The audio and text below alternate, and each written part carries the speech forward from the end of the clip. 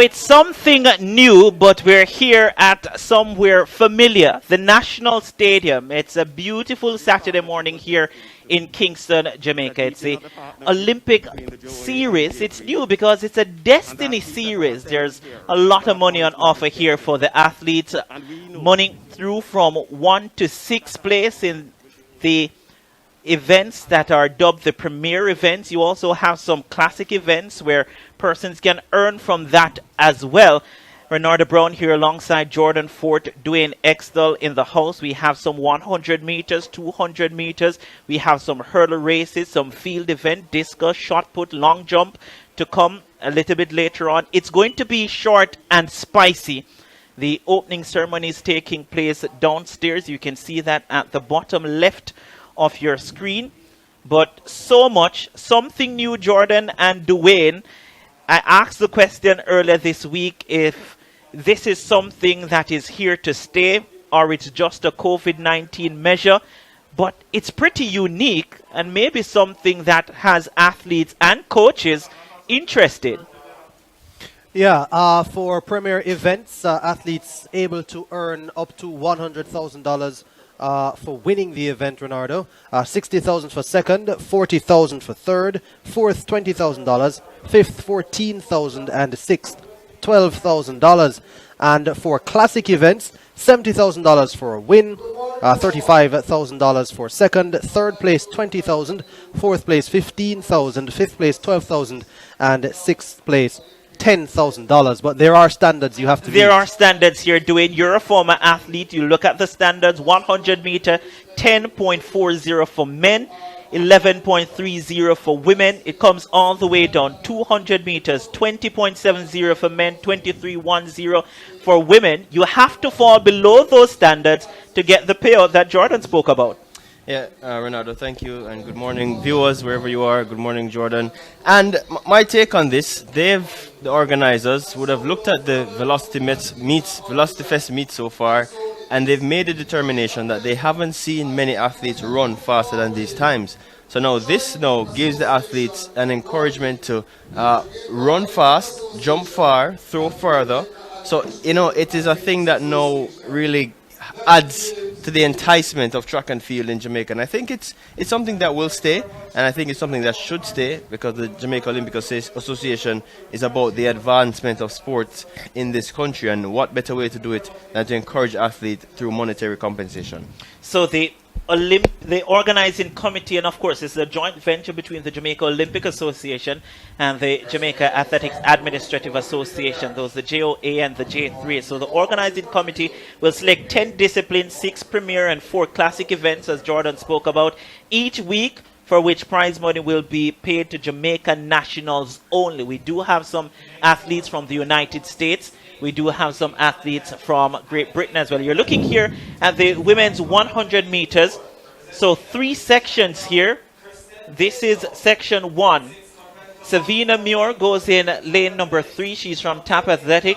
Anna K. Maitland unattached. She goes in 4. Kristen Laidlaw. She's in 5. Octavia Dunn in 6. And Sharia Henry from GC Foster College in lane number 7. The world lead here, Jordan, Dwayne, is it a time we can look past? 10.72 from a young lady who says she looks good, and when she looks good, she runs good. Shakara Richardson from the United States. Here's the lineup. So once again, Muir, Maitland, Laidlaw, Dunn, and Henry. And the top 6 across the sections will get prize money, but you have to fall below a certain standard. Yeah, and the standard for the women is 11.30 seconds.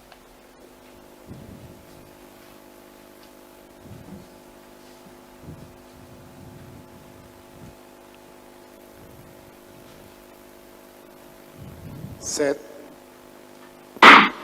So they're away in this first section. Pretty good running now from Maitland. And she has a commanding lead on the outside.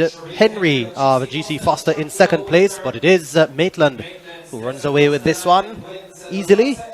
12.08 the flash time on the clock for Savina, or for Annika Maitland, running unattached here. Yeah. Anarchy Maitland, St. Catherine High School, the Conquerors as they like to call themselves. Not a bad start to the morning, but we're looking for times faster than 11.30 seconds.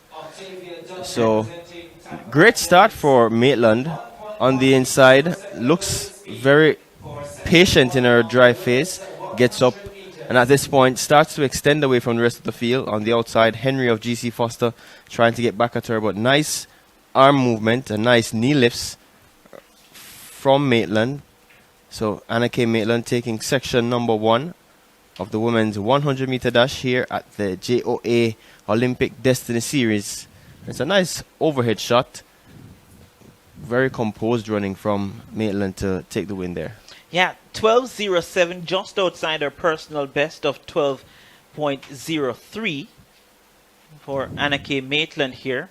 But again, 11.30, that's the time you're looking for. You have to fall below that. 11.29 will earn you some cash if it is that you fall within the top 6. This now is section 2.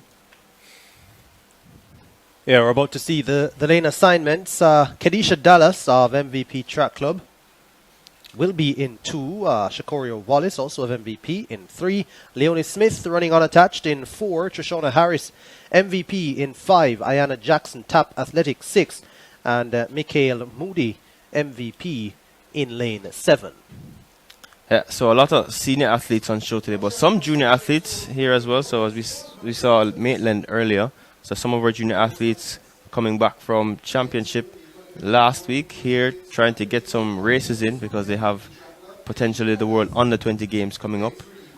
So they too trying to throw their hat in the ring to get some good times and probably earn some money while they're at it. Yeah, and it's all good because of the preparation, of course, as you mentioned. We know that a number of these, as we see the assignments on screen now, there they are: Dallas, Wallace, Smith, Harris, Jackson, and Moody. Yeah, a number of the juniors and their programs at school generally stop after champs. So you need that funding to continue for a lot of them if you want to go to the World Junior Championships. Yeah. Kadisha Dallas in this one, MVP, formerly of Homewood, national junior representative as well, goes in lane 2. Fastest in the field, my personal best. 7.47 at her best. Set position now. Sent away first time of asking a stumble out of the blocks there for Wallace. Out in lane number 2, Kadisha Dallas is going well. Wallace stepping up to her, goes by her. It is Shakura Wallace from MVP who gets the win just ahead of Dallas, and on the outside finishing fast looks to be Jackson from Tap Athletic. But 11.43 the flash time. She'll be hoping that the time comes quicker than 11.30. It's not. 11.41 confirmed for Wallace. Dallas 11.60 and Moody 11.81. That's Mikhail Moody from MVP who came through there for 3rd.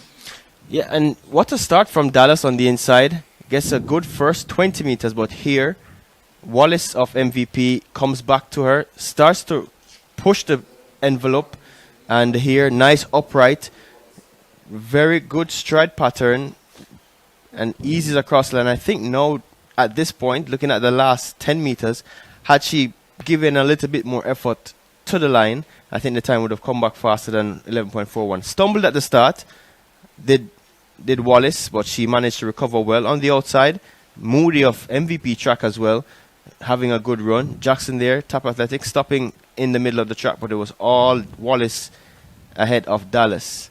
So here, nice focused look, shuts it down. Should have just ran through the tape because I guarantee you the time would have come back faster than 11.41. And also, Renata, the wind reading is also very important for this. So that last race was positive 0.8 meters per second. So it now becomes a question that if the athletes run 11.29 and the wind reading is positive 2.1, it doesn't count because the wind reading will be illegal. The first race was positive 1.1. Now it's 0.8. So did speak with the chairman of the organizing committee, Ludlow Watts.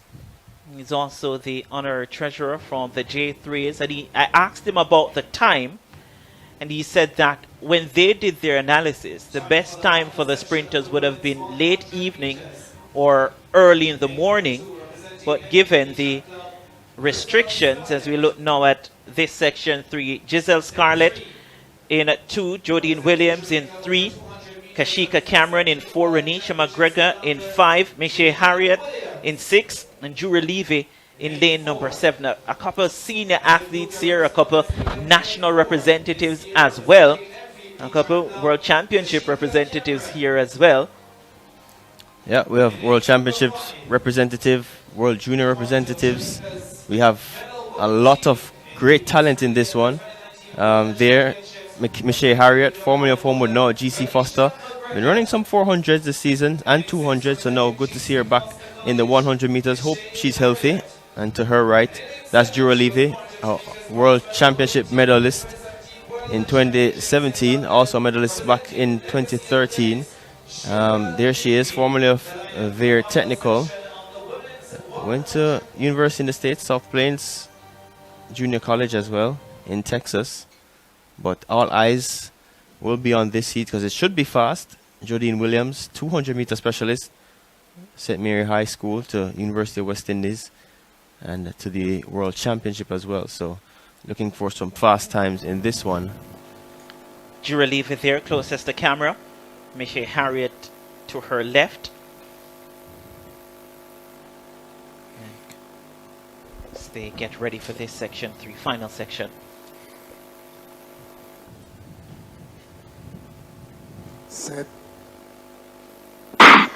So they're off and running. Good start from GC Foster's and Michelle Harriet. On the inside, though, look at Jodine Williams and Kashika Cameron. It is Williams, who is coming through the middle now.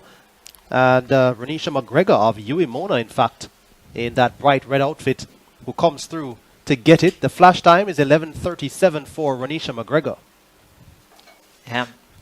This power strength of 4.2 from Renisha McGregor coming down 11:37, which is right about there. 11:37 for the winner. Renisha McGregor left it late to win. Yeah, you speak about that 400, 200 meter sprint strength. Quarter milers never technically start very well, but midpoint of the race, here she comes back at the field, powerful, strong, 400 meter strength playing to her advantage here, and she powers through the line 11:37, just off her personal best of 11:35, set just a couple weeks ago at the Velocity Fest meet. So nice running from her, and I think this bodes well for her 400 meters. She's run a couple of those this season as well. So good running from her. Jodine Williams looked to have been second, ahead of Kashika Cameron. But nice shot here of the athletes. McGregor looking focused, eyes down the track. Kashika Cameron eases down for third. But 11:37. Well, what we can tell you, Dwayne, that based on the standard here, 11:37 for Renisha McGregor, Jodine Williams 11:50, Cameron 11:52, very close there. Michelle Harriet 11:60, Jura Levy 11:71, and Giselle Scarlett 11:80.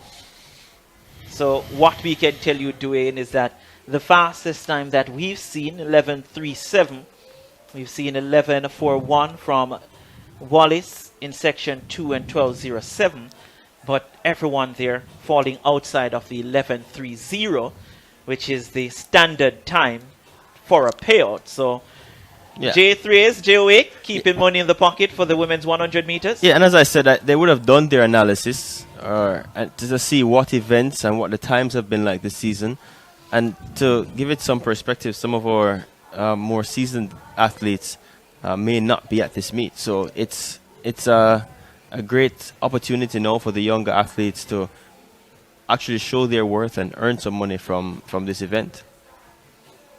So we're down to the men's 100 meters. Buckham in 1, Henry in 2, Javon White in 3, Janoy Evans in 4, Elon Murdoch in 5, Orain Thompson in 6, Quincy Blythe in 7, and Anthony Ellis from GC Foster College in lane number 8. The men's 100 meters, 9 sections here. The world lead 9.88 by one Trevon Bromell from the United States. We've had a number of athletes going below 10 seconds already this season. By my account, I think round about 12 athletes have dipped below that. No Jamaicans on that list. The closest that we've come, I think, is 10.03 by Nigel Ellis. Yeah, and Julian Fort would have run some quick 100, so too Johan Blake. So we haven't had any Jamaicans dip below 10 seconds, but I'm hoping to see that change in the weeks to come. But nonetheless, we know the quality that is out there across the world. He spoke about Trayvon Bromell running 9.88. Hopefully our athletes today can get to at least the 10.4 that was set out by the Jamaica Olympic Association for them to collect some money. And looking there of Javon White from GC Foster College. That's Rain Thompson. Yeah, so these athletes just didn't have an opportunity this season to run as much as they would have wanted to. So now the Olympic Destiny Series, I wonder if there's any tying to it being called the Destiny Series and the songs being played in the background. But I'm really thankful that the athletes have gotten the opportunity to compete, to get some race sharpness, because it's one thing to train and compete against each other, but to compete against other people really does help the development of the athletes and their preparations for any championship. So they're settling. No. That's lane 1. That's Buckham from Uemona. That familiar red and white. Beside him, Horace Henry. Jamaica Masters. Yeah, so what I suspected, Ronaldo, is this format of the JOA will bring out a lot of people who wouldn't have normally competed at these events. That's JOA Evans, by the way. That's Rain Thompson. Elon Murta, not there for lane 5. And that's Anthony Ellis. Quincy Blythe, not there in lane 7 from... So 2 from GC Foster College, Javon White and also Anthony Ellis. Yeah, and the time for the men, 10.40 seconds. That's the aim. Let's see if J3As and the JOA have gotten their analysis right for this event.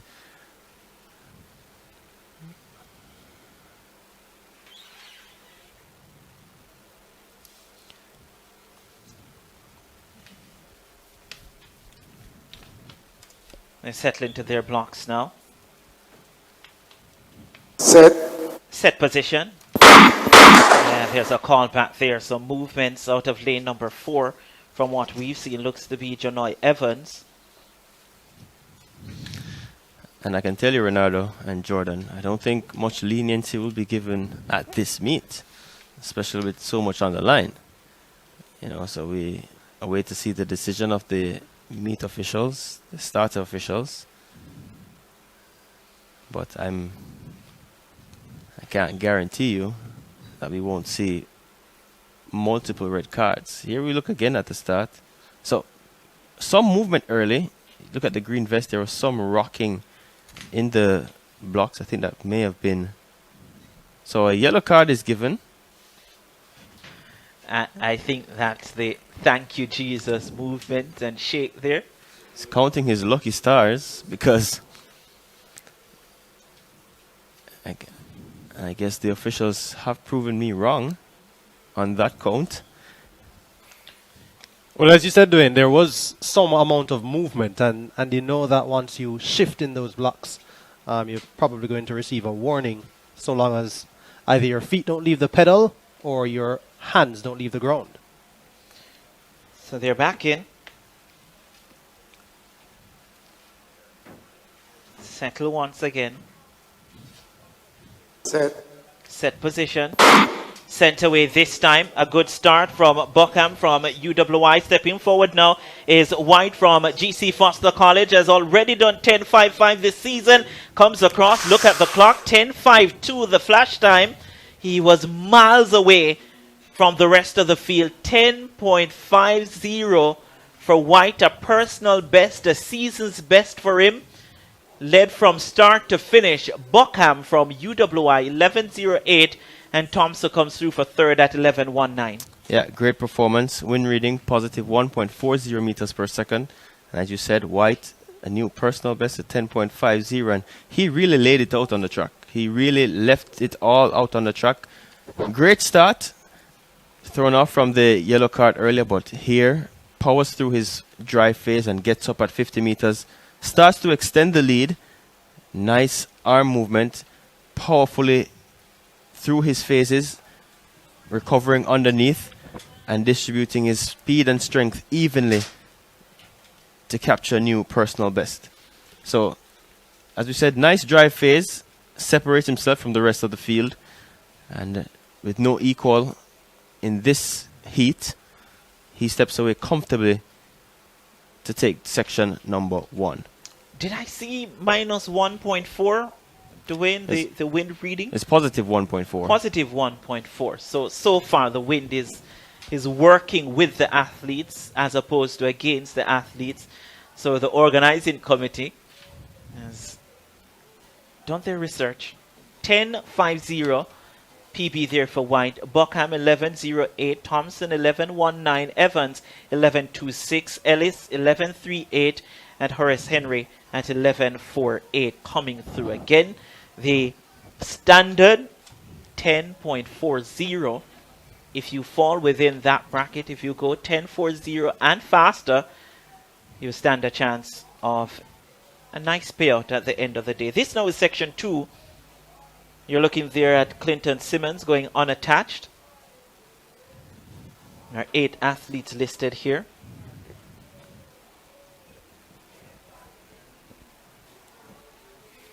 Yeah, so 9 sections for the men's 100, Renardo. And as we know, it's the top 6 vying for a share of the spoils in terms of prize money. This is one of the premier events for this weekend, the men's 100. So it is all well and good to even win your section, but that's not the ultimate goal. It's to run as fast as you possibly can to put yourself amongst the prize money winners. As we take a look there at Charles Green from Movements, that's Andre Banfield running unattached. Rodane Arscott representing Excelsior Community College. Kashim Green is representing MVP Track Club. Ronaldo Granham from Excelsior Community College. And that now is Rekmail Miller of Racers Track Club. And Yannick Murray in lane 1 from GC Foster College, I think. Well, it should have been in 1. Just looking there, not seeing lane 1 being occupied, which means that it's Simmons. Here's it.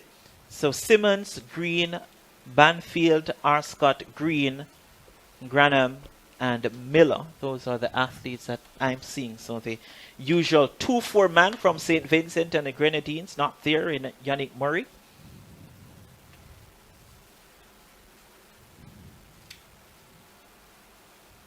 Set.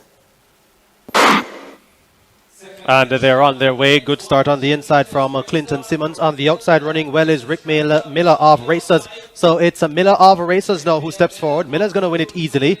It's a 10.73 the flash time. Comes back at 10.71 for Rick Miller of Racers. Yeah, we did talk about the athletes represented here and overseas athletes. 10.71, man from Great Britain. Yeah, didn't get a great start though, Rick Miller on the outside in lane 8. Granham actually got a great start, and on the inside looks as if Simmons was running well, but Miller from the Great Britain. On the outside, looks like he's laboring somewhat, favoring that left leg, but leans into the tape. 10.71, season's best. Looks about getting his season underway. Well ahead of the rest of the field and eases down to 10.71. A few hundredths of a second outside that 10.40, but he wouldn't be eligible because this prize money is only eligible for local athletes. Yeah.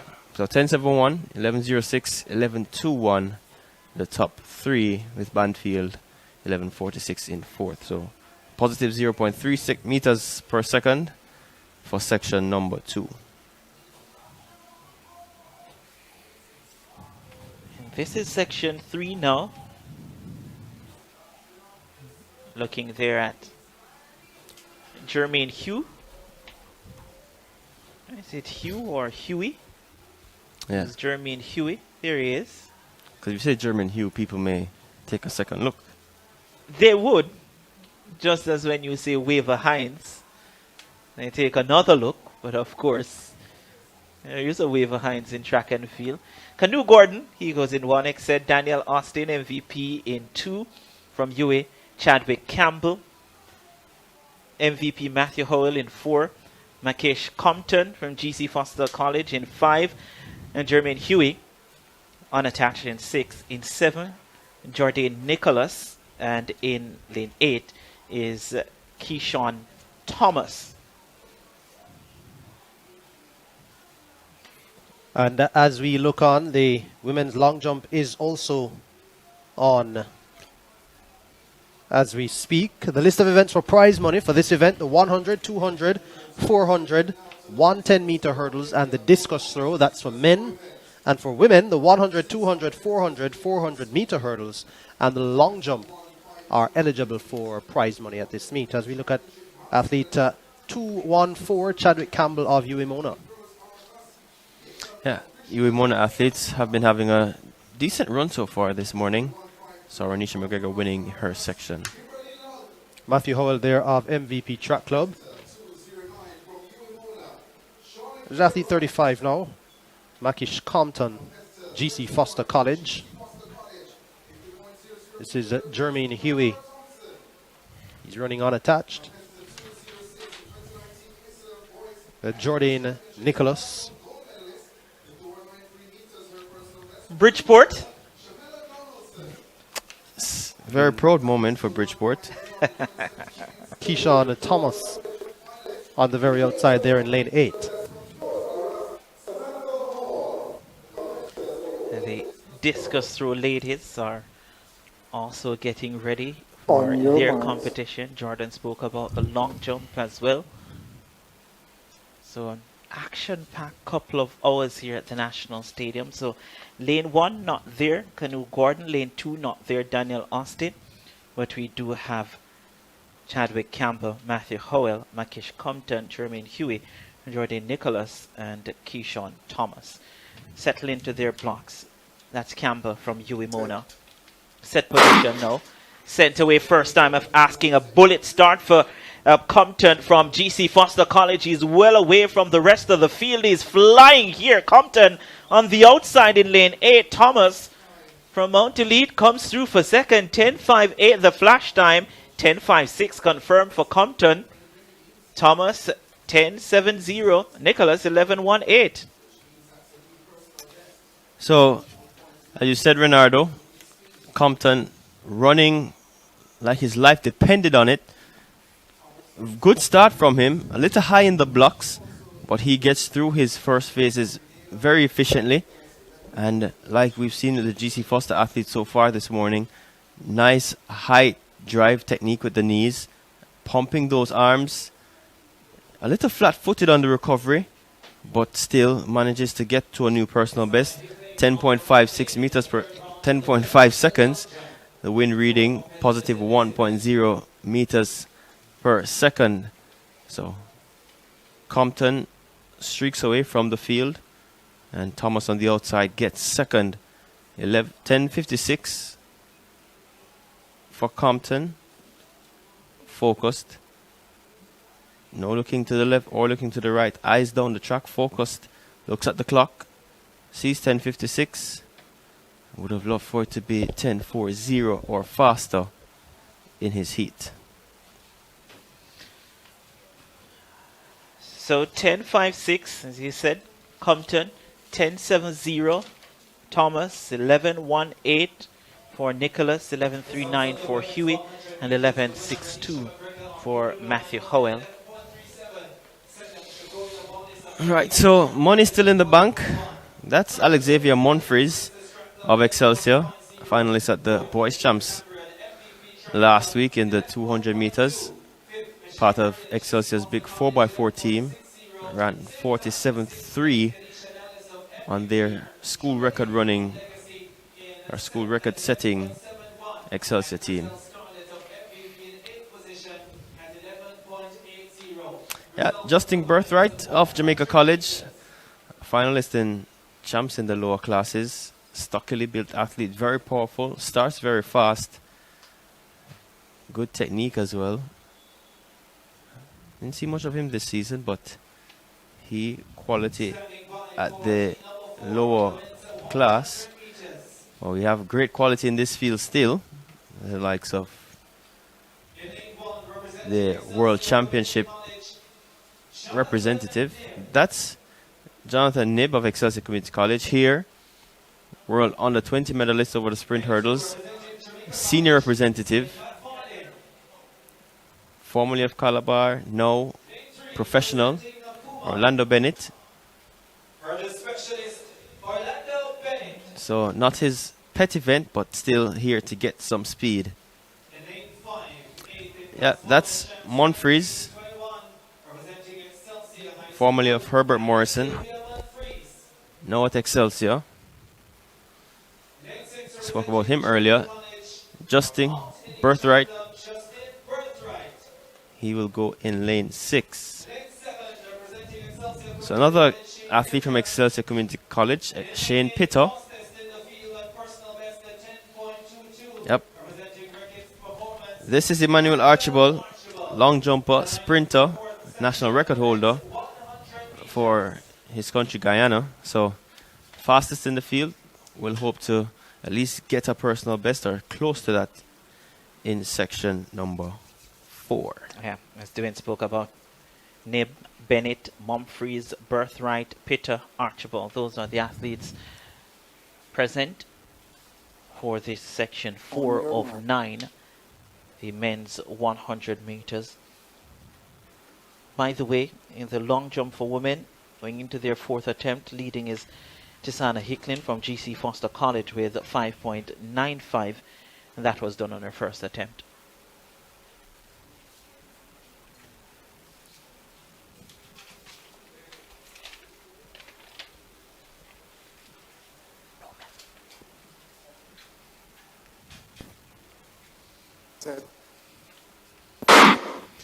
Clean start, good start for Alexavier Monfries in the middle of the track. Orlando Bennett trying to catch up. Look at Emmanuel Archibald on the outside now with the long strides. It's going to be Archibald on the outside who comes through to take it.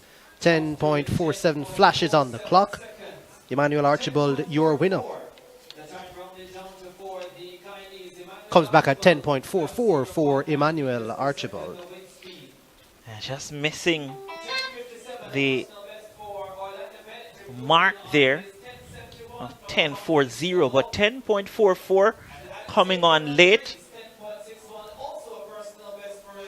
Yeah, coming on late. Good start from the inside. There was sprint hurdler Orlando Bennett, 10.57, a new personal best for him. Monfries there as well, and the outside looking very long jumper like, running down the runway. Nice upright strides. You can tell he's a long jumper. Emmanuel Archibald comes through for 10.44, positive 0.9 meters per second.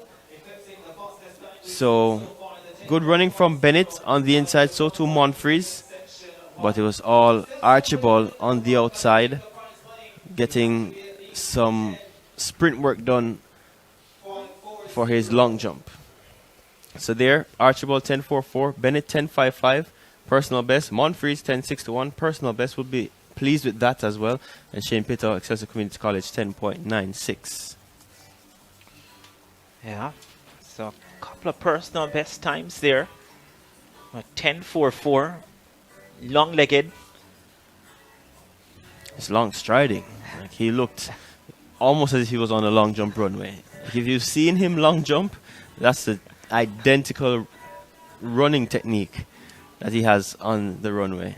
Looks powerfully built. Here now is section 5 of 9. So Cole Graham in 1, Joshawn Parks in 2, John Ray in 3, Gavin Smith in 4, Javorn Dunkley in 5, Paul Morgan in 6, Michael South in 7, and Jeremy Smith in lane 8. Section 5 of 9, men's 100 meters. Yeah, and if the viewers, as we go along here, as we look at Joshawn Parks of GC Foster College, that's Jan Ray, the Woolmerian. Gavin Smith, Stets. Javorn Dunkley, also of Stets. Right here as well. There now. It's Wayne Gordon. And Michael Sulf, another Woolmerian, on the outside there in 7. Jeremy Smith goes in 8. We expect the times to get faster as we go along here. The officials, the organizers, obviously seeding the heats somewhat, and we have gotten faster, save and except for the first section. We're 10.50 on it, and that was faster than the second section. But we've gotten faster as we've gone along. 10.56 to 10.44. What will they produce here? And they settle in their blocks now. Section 5. Set position. Sent away first time of asking a pretty even start. The Stet Spear of Smith and Dunkley trying to get ahead on the outside. Graham from Racers, but it's going to be close in the middle. It's probably Dunkley who comes through for the victory with a flash time at 10.82. 10.82 confirmed for Dunkley from St. Elizabeth Technical. Graham 10.85 from Racers Track Club, and looks like Parks came through at 10.94 for third. Yeah, so Javorn Dunkley, 10.82. St. Elizabeth Technical. Their athletes may be a little sharper than the senior athletes. They've had a chance to compete over the past 3 weeks. So here, great start on the inside from Parks of GC Foster. But the schoolboys in the middle of the field from Stets, looking sharp, looking smooth. And Dunkley, at this point, overcomes the rest of the field and pushes all the way through to the line, 10.82. I suspect that for him too is a personal best. The Stets boys in the middle of the field, identical running form, but Dunkley prevails in the end, speeds away from the rest of the field, and looks as if Graham of Racers snuck through for second. The Woolmerians also there. So it's interesting to note to the viewers as we look at the time. Dunkley 10.82, Graham 10.85, Parks 10.94, Smith 10.94, Yanray 11.05, and Mikhail Sof 11.07. So the Woolmerians getting personal best at 11.05, 11.07. The change of coaching really doing wonders for them. Yeah, a plus 1.1 meters per second wind as well.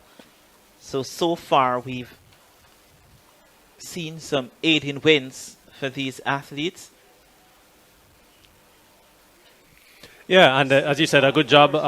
The better of two evils here as we take a look at Alec Cranston of Stets. The organizers had to choose between late in the evening and early in the morning for the 100s to try to avoid too much negative wind. Of course, late in the evening is not an option because of the curfew, and so they've gone super early. But so far, it has proved to be the right decision. Yeah, a couple of familiar names here. Daniel Bailey comes to mind at best, 991. Yeah, some of our schoolboys here as well. Some former champs athletes as well. So, will be an interesting heat. Hopefully we get faster than 10.40. But so far this morning, Emmanuel Archibald's 10.44, the fastest time all day. That's Daniel Bailey, World Championship finalist.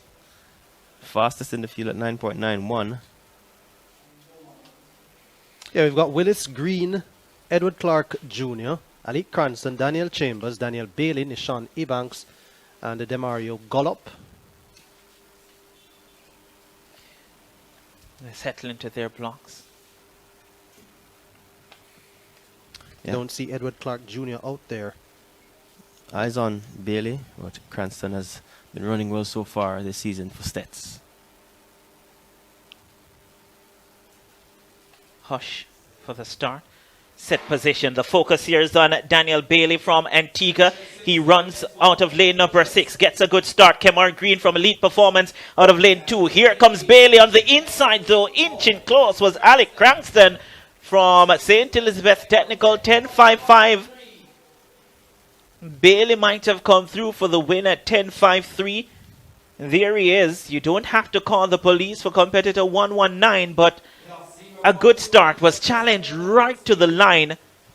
10.53. Cranston at 10.56.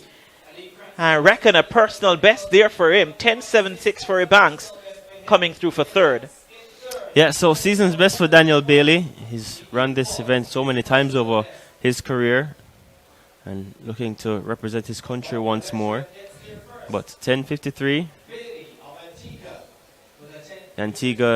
Antigua national record holder. Kemar Green had a great start on the inside. At this point, what looks like he's in the lead, but Bailey now gets into his running. Nice upright motion. Cranston a little tight in the shoulders. Would want to see him relax just a little to see how faster he can go, but Bailey, seasoned at this event, multiple times world championship representative for Antigua, and Cranston, great running from him, coming off his championship performances last week. To get a personal best here shows that he's in good form. Yeah, Bailey challenged right to the end. Looked across to see Cranston, looked across to see the clock. 10.53, Cranston 10.56, PB for him.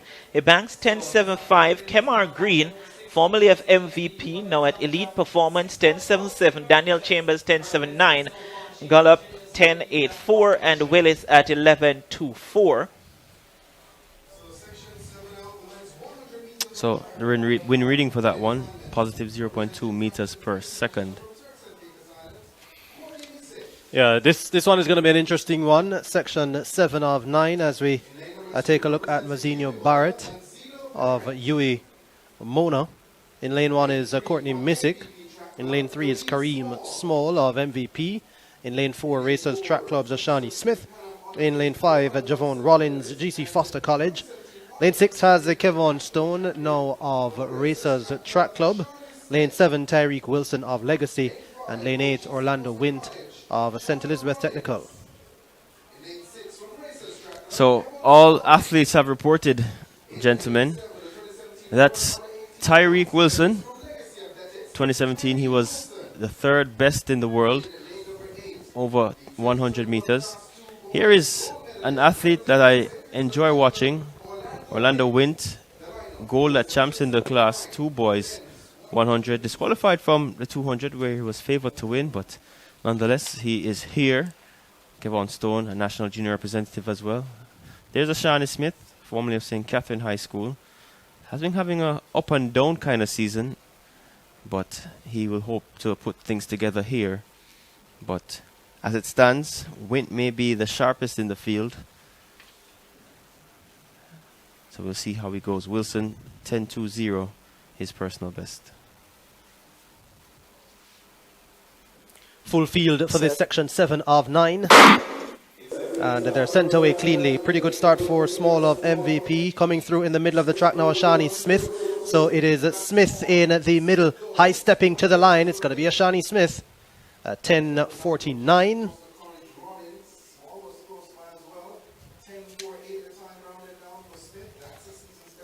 10:48 for Ashani Smith is the winning time. Yeah, 0.3 meters per second the wind speed, so season's best for Ashani Smith at 10:48.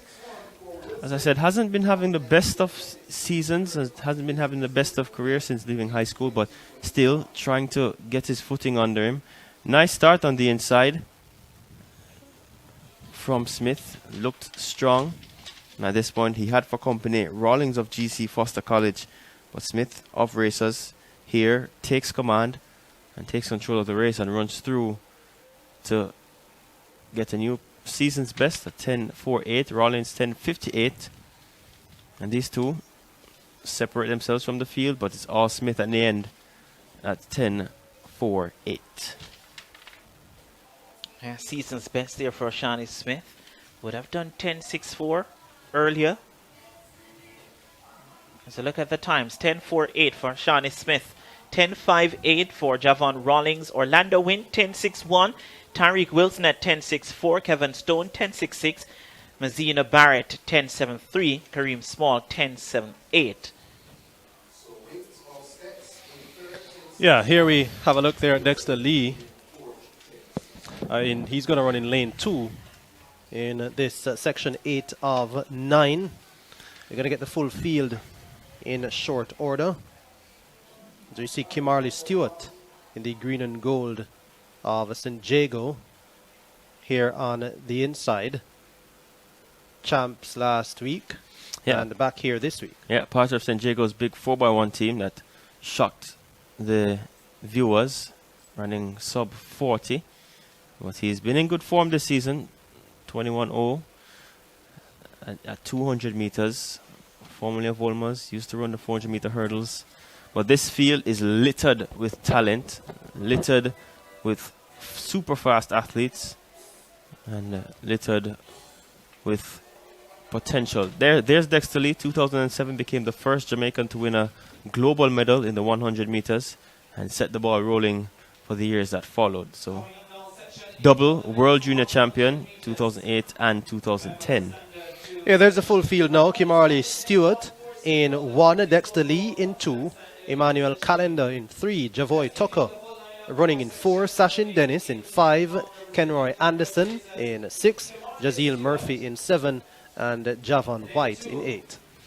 Yeah, so you see the names. This is expected to be fast, and again, eyes on Dexter Lee. There's Emmanuel Calendar from Trinidad and Tobago. He, a medalist in Beijing, 2008. There's Javoy Tucker. He has run very fast, but has had injuries, hoping to rediscover his form. Well, this is a champion in all classes at boys champs. Sachin Dennis has run super fast in this season. There's Kenroy Anderson representing Cameron Blazers. Jazeel Murphy, former champ standout, represented Jamaica at the World Junior Championships and looking to rediscover his best form. And that's Giovanni White running unattached. So a host of talent in this field. Olympic representation, World Junior representation, World Junior champions, World Youth champions. The future of track and field in Jamaican sprinting. On show in lane 5, Sachin Dennis won a Barnstormer champs, running away from Antonio Watson, but now here matches up with the big boys. Let's see how well he does. Saw him just jumping there. Maybe a suggestion that the motor is running. They settle into their block. Section 8 of 9. Set. Could see a big payout here. Set position, sent away. Oh, they're called back. They are called back. Looks to be some early movements from lane number 3. It's Emmanuel Calendar. Yeah, veteran athlete. So you wouldn't necessarily expect him to be at fault here. Yeah, But even the veterans. it's a thing though. It is anxiety. I suppose athletes are anxious, and I think this time the false start was clear. So Calendar is shown the red card, and yeah, his days in track and field winding down, and he would still be disappointed not to be able to compete here this morning. So red card for Emmanuel Calendar, so we'll only go with 7, but still talented field nonetheless. Senior representation, junior representation, medalists and history makers all around. And they settle once again. Stuart, Lee, Tucker, Dennis, Anderson, Murphy, White. Jazeel Murphy has been making a comeback. Looked good. Sent away this time. A good start for Stuart out in lane number 1. Stepping forward now is Sachin Dennis ahead of this field. Trying to come back is Jazeel Murphy. Sachin Dennis comes away with it. Looks at the clock. 10.16 the flash time. Wow. 10.15 for Sachin Dennis. I did say an indication that the motor is running, and the motor has been tuned perfectly. Super run from the man from Stets. 10.15, personal best, 400 of a second outside of the national junior record of 10.11. Was Sachin Dennis in spanking form this morning. Positive 1.1, the win reading. So look at that. He is really up to the task. But look at this start. Powers away from the blocks. Didn't get the best of starts. Tucker at this moment was the best from the blocks, but Sachin Dennis, I think this is the first time I'm seeing Sachin Dennis run all out. He runs from gun to tape, goes to the line at 10.15, and as we said before, the future of sprinting in Jamaica is here. Sachin Dennis, great start. Kimali Stewart, great start as well. But Dennis, the best in this field this morning, the best so far at 10.15. And Jazeel Murphy comes through for second. But all eyes on Sachin Dennis. Nice high knees. Powers through the line at 10.15. New personal best for the man from Stets. Yeah, and even the 10.35 from Jazeel Murphy in second, I reckon that it's a pretty good time for him, all things considering. Yeah, fastest time for Murphy in about 5-6 years. Kimali Stewart 10.56 in third. So great running from the top 3, and Sachin Dennis though stole the show this morning. Yeah, and it's good to see that he is rounding to shape it at this time, and I think that's how the Stets program has been geared. Look, Ronaldo Walcott has to get a lot of credit here, but remember the last time I spoke to him after Western Championships, and he was at pains to give credit to his support coaching staff as well, because of course he splits duties. By the way, as we get ready for the 9th and final heat, Dennis Waters has Sachin Dennis. Sachin, when you won the 100 meters in the class 1 at Boys Champs, you told me you were back and you're ready. 10.15, a new personal best. Walk me through your race. Talk you through the race. I was just to stay calm, execute the race properly. You ran all the way through to the tape. World Juniors coming up, you're rounding into form. Tell me the work now that you put into your training to get you to World Juniors. Well, there have been many ups and downs. I just have to make best use of the moment. Congrats on you winning your personal best. Thank you. It's back to you, Renardo. I think the big question, Dwayne and Jordan, was that a $100,000 run? We're looking Ramon Barneswell in 1, O'Dane McPherson in 2, Rashid Dwyer in 3, Nigel Ellis in 4, the fastest Jamaican so far this year over 100 meters, Shane Bailey in 5, Michael Bentley in 6, Javon Mins in 7, and Michael Campbell in lane number 8. Yeah, Denise spoke to Sachin just now about the World Under 20 games, but I may hazard a guess, and this may be not very far-fetched, but some people may think it's far-fetched. But Sachin Dennis, the form he's in, I think he may be wanting a spot on the Olympic team, because you have to be older than 18 years old to go to the Olympics. No athletes under 16 will be allowed to compete, but Sachin Dennis at 10.15, really, really quality. By the way, that's And look at Michael Campbell there in lane number 8. Couple of big names in this as well, Dwayne. Yeah, Michael Campbell was on a great trajectory to run fast in the latter stages of his career, but injury has set him back woefully, but nonetheless he's back on track. O'Shane Bailey, 2010 national champion, out there as well. Javon Minzy, Olympic representative. Nigel Ellis, one of the fastest Jamaicans so far this season. So section 9 of 9, the men's 100. This one should be the fastest of the lot. Set. And they're cleanly away. Good start on the inside from McPherson of GC Foster. Here comes Rashid Dwyer now. Nigel Ellis is running through on the middle of the track. It is Nigel Ellis who gets it ahead of O'Shane Bailey. And 10:29 is the time. Slight positive wind, 10:25 for Nigel Ellis of MVP. Yeah, 10:26 officially for Nigel Ellis. 10:25 that is. Shane Bailey 10:30. Dwyer 10:36. Barneswell 10:40. So Sachin Dennis with the fastest time this morning, positive 0.4 meters per second. And Nigel Ellis could have run faster, slept in the blocks, got left behind by McPherson and Dwyer, but at this point gets back into his running. Nice high steps, pumping his arms from his hip to his chin, and O'Shane Bailey also coming through as well. So Bailey having a good run. Looks to have gotten a second. So Bailey 10:30 in second, Dwyer 10:36. And the outside Barneswell 10:40 in fourth. So those four athletes dipping below the 10:50 barrier.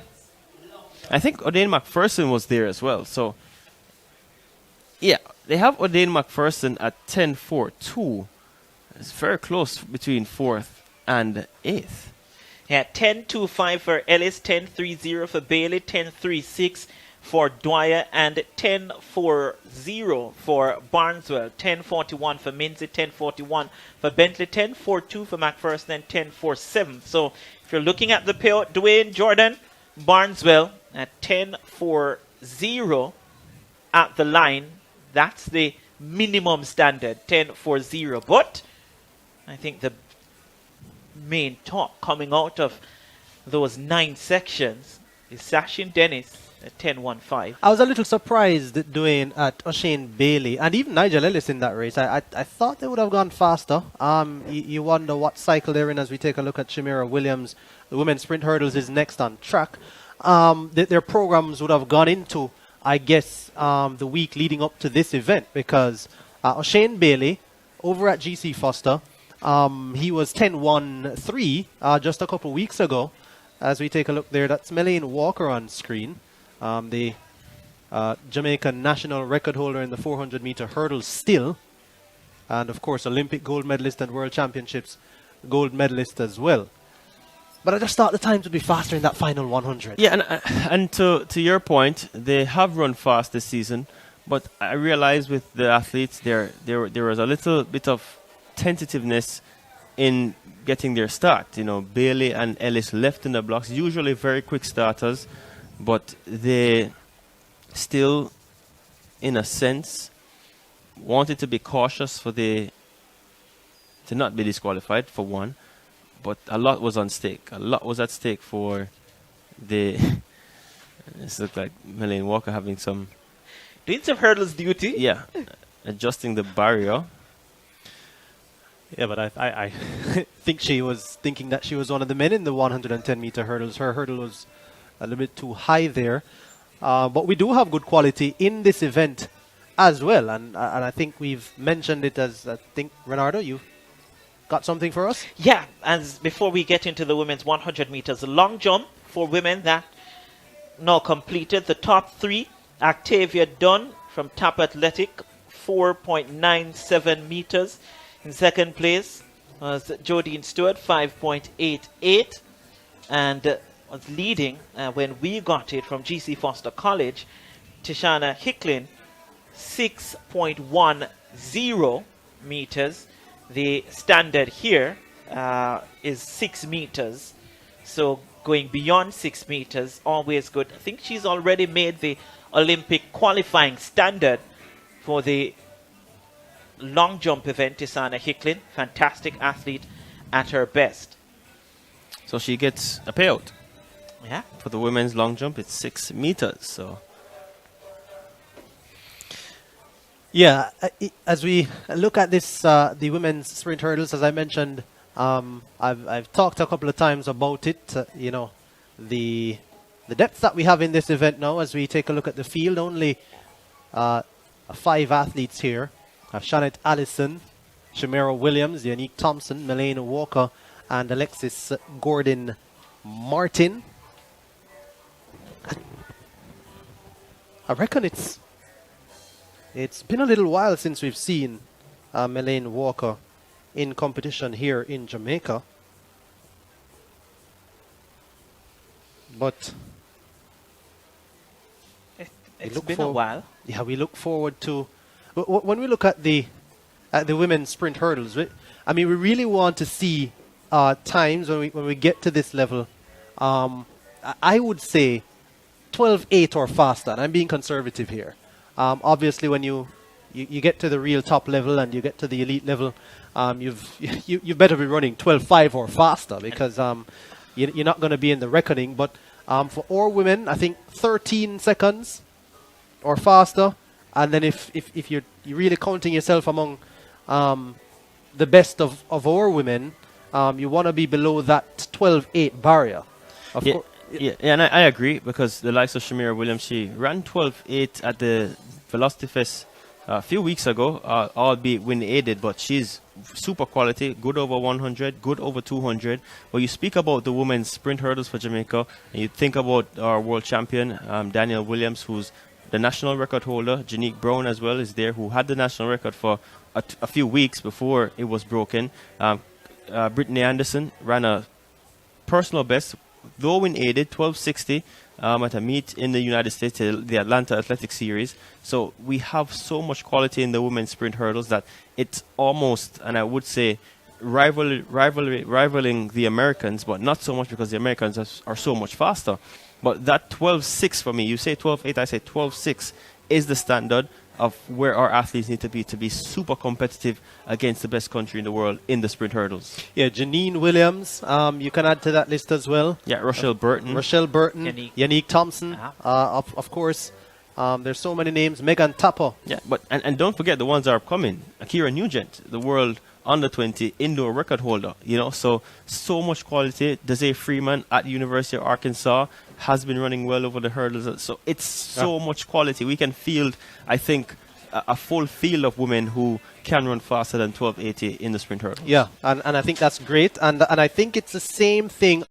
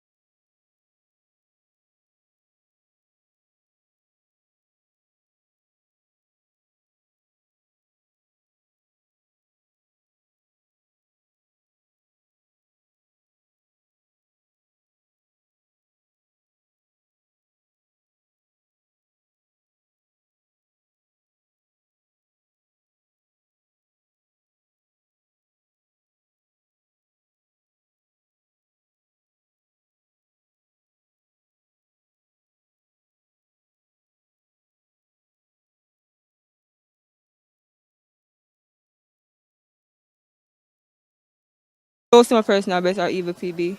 And you've met the standard at this meet, so you will of course get a payout. How important it is to have meets like these for local athletes?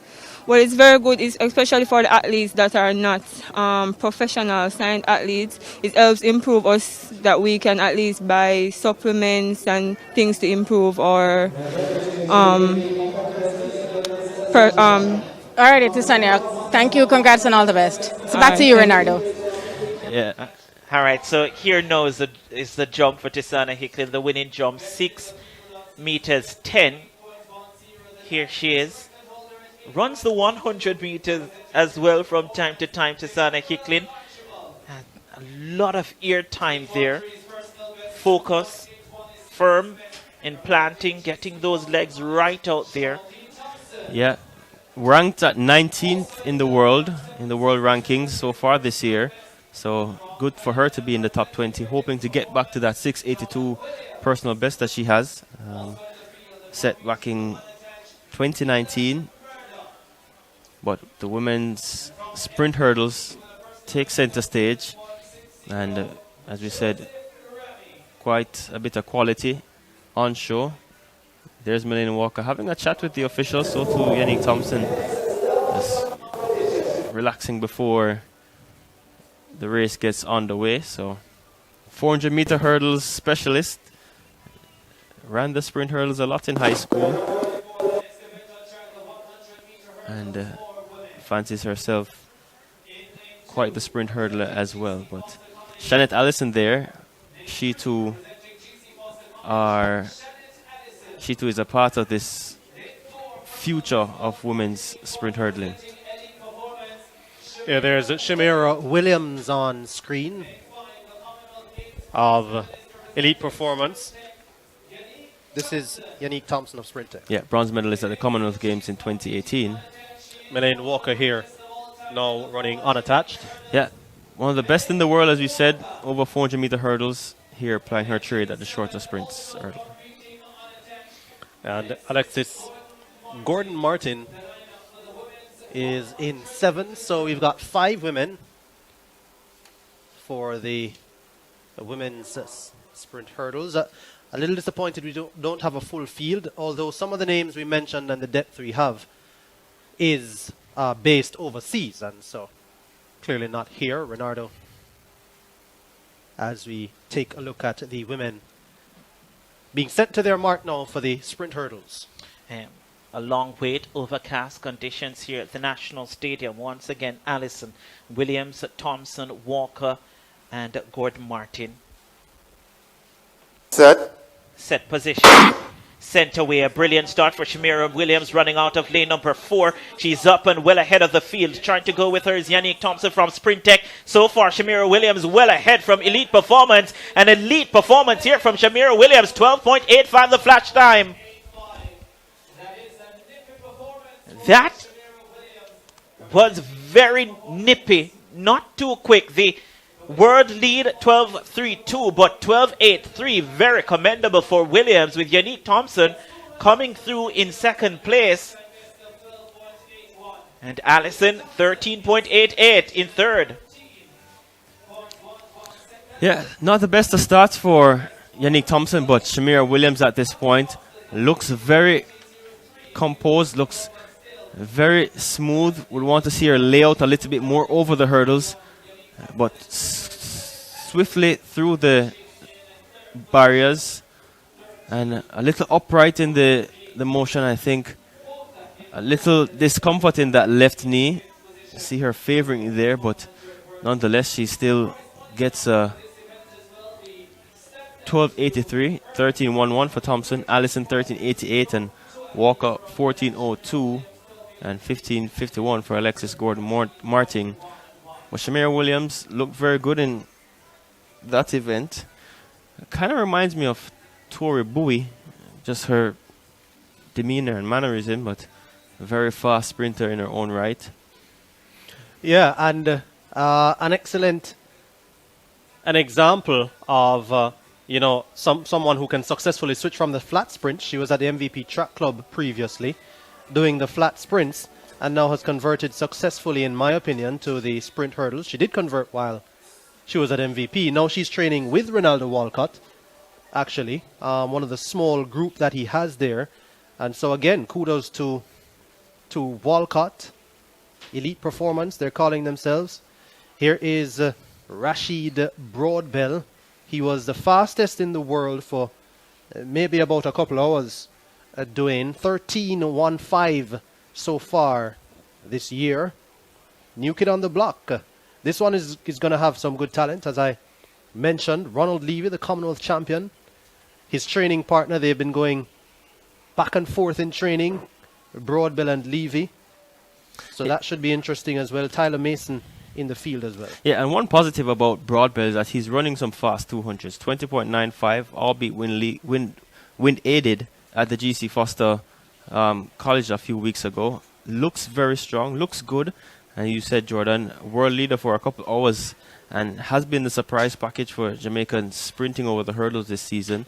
And a lot has now been put on him to deliver as we go through the rest of the season. Yeah, Daria Phillips in 2, Lloyd Facey in 3, Ronald Levy in 4, Rashid Broadbell in 5, Tyler Mason in 6, and Norman Petersgill in lane number 7. So 6 athletes here for this men's 110-meter hurdles. That's Ronald Levy, Commonwealth Games champion. Looking there at Tyler Mason on the outside. Yeah, Ronald Levy has been battling with injuries, and he, like Broadbell, a surprise package on the scene, came through and has maintained his position as one of the top Jamaican hurdlers over the past 3 or 4 years. But there, Tyler Mason as well, world junior silver medalist, as we go to Denny's at trackside. Yeah, Denny's Waters down. Tamara, you had the likes of world and Olympic champion Melanie Walker in your race with you, but you kept your composure, held it together. Tell me about your game plan going into the race. Well, the main aim today was to just come out and execute. And once I execute, I know that I would finish with a okay time. So I think that's what I did, and that was okay for me. The technique wasn't as good as I wanted it to be, but still grateful to finish healthy. You know, a flat sprinter, but you converted to the hurdles. Tell me why. Well, it's a long story. However, I started doing hurdles in my 3rd year of college. I guess it was just something that at the time my coach wanted me to try, because he thought I would be better at hurdle, especially with my flat speed 100. He thought the hurdles would be better for me. Congrats on you win and all the best. Thank you. And back to you, Renardo. Shamira Williams there. I remember her running at the World University Games. I think she did the 200 meters there. Yeah, and it's what she said about her technique not being the best. Would have seen it. She looked a little tentative, but I hope as the season goes on that will change in the next couple of weeks. So just looking at the J3s, there was a question asked about the classic event and the premier events for this weekend. I know that the women's 400-meter hurdles, I think that has been taken off because of a lack of entries. But the J3s did not specify as it relates to classic and premier events for this week. However, they said the list of events for prize money will be the 100, 200, 400, the 110-meter hurdles and discus for men, the 100, 200, 400 meter and long jump for women. So those are the events for prize money for today. And of course, based on the explanation from Ludlow Watts, is that for events which are considered premier events and those that are considered classic events, so we'll have 6 premier events, 4 classic events, and I believe the final week, those will be reversed. So the premier events become classic events, and the classic events become premier events. So from this, I'm going to gather that the 100, 200, 400 meter, 110 meter hurdles and discus for men are premier events for today. And the 100, 200, 400, there's also the 400 meter hurdles listed for women along with the long jump. Yeah, that's Odario Phillips of Uwimona, 13.80 at his best in this event. Trains with the likes of Hansel Parchment under the tutelage.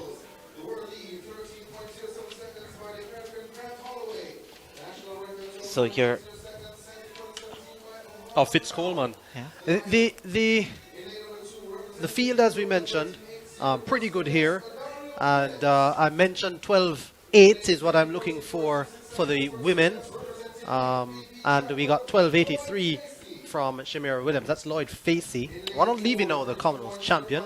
Yeah, ranked number 9 in the world this year in the event.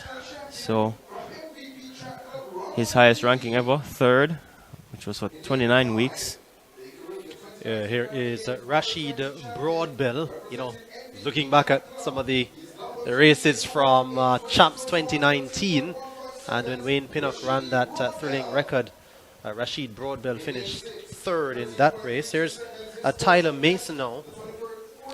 Yeah, 13:32 was at his best over this height. World Under 20 silver medalist.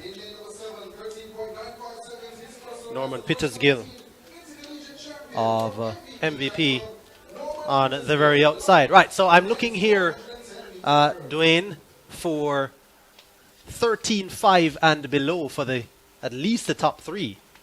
I do expect the winner to be faster than that, all things being equal. Hopefully, as we've seen in the 100 meters, the wind cooperates. It's Ronald Levy on screen. You want to see our athletes right down near that 13.2 barrier. Rashid Broadbell has already gone 13.15 this season. Yeah, 13:39 so far for Levy this season, back in the 24th of April in Florida. Set. Cleanly away. Good start from Ronald Levy in the middle of the track. Here comes the Broadbell now. It's Broadbell and Levy side by side. Training partners, the MVP duo. It's Broadbell who steps ahead. Rashid Broadbell now runs away with it. Gonna be Rashid Broadbell all the way to the line. 13.12. The flash time on the clock for Rashid Broadbell, 13.10. And that will be another personal best for Rashid Broadbell of MVP, 13.29. for Levy in second. And the wind reading, positive 0.4 meters per second. So Broadbell returns to show that it was no fluke. So negative 0.4 meters per second the reading.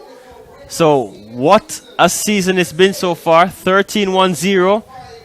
And he's about the business. Didn't get the best of starts. Got left in the blocks. And Levy and Mason up to hurdle number 1. But Broadbell's technique has sharpened. He looks very much like a world-class sprint hurdler. Gets by Levy and continues to motor away. Levy's still there, but all Rashid Broadbell at this point. Looks at the clock, powers across the line. He must be pleased with that. Levy running well, 13.29, a season's best for him, but Rashid Broadbell has set the stage alight in the men's sprint hurdles. And this time would have put him at the second fastest in the world this year. What a performance here at the Jamaica Olympic Destiny Series. Yeah, 13.10, the second fastest time this year, just ahead of Jamaican, his Jamaican teammate.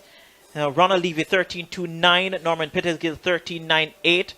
Dario Phillips, 14.02. 14.12 for Tyler Mason, 14.59 for Facey. It is great to see. That's great to see. Levy at 13.29, I'm sure will be very happy. Did a procedure just a couple of years ago, coming back into his best now. We know that he can produce performances close to that 12-second mark. And we look at the elite performers. Let me finish this point when we come back, Renardo. Yeah, 13.10, the second fastest time this year by Rashid Broadbell ahead of Omar McLeod. He's downstairs with Denise Waters. Rashid, 13.10, another personal best for this season. What time were you aiming for coming into this race? Well, for me, I don't really think about the time or whatever time I should get. I think if I execute properly, I'll get the time. So I don't really worry about times. You had a more experienced teammate up on your shoulders, got a slow start, but you managed to hold it together to get the win. Talk me through your race.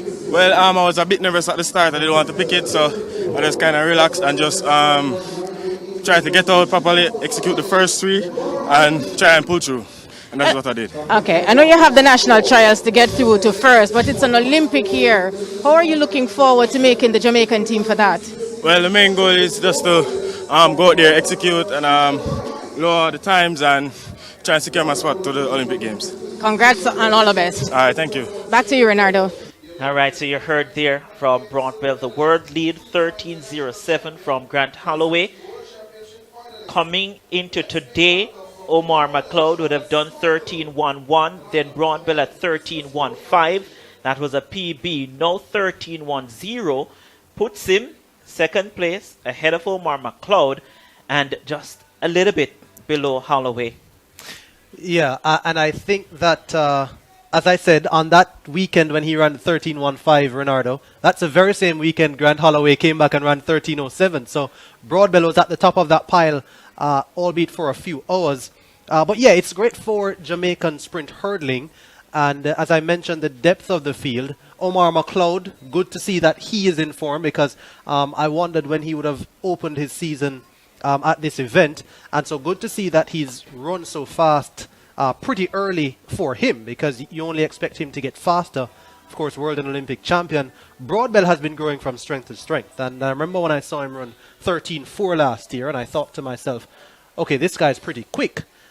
He's taken a few tenths of a second off that, and he's now down near the very best in the world. And when you look at the sprint hurdles, you think of the 100, of course you want to be below that magical sub 10 mark. That's the mark. You look at the 200s, you want to be sub 20. For the sprint hurdles, you want to be as close to that 12 second, that sub 13 as possible.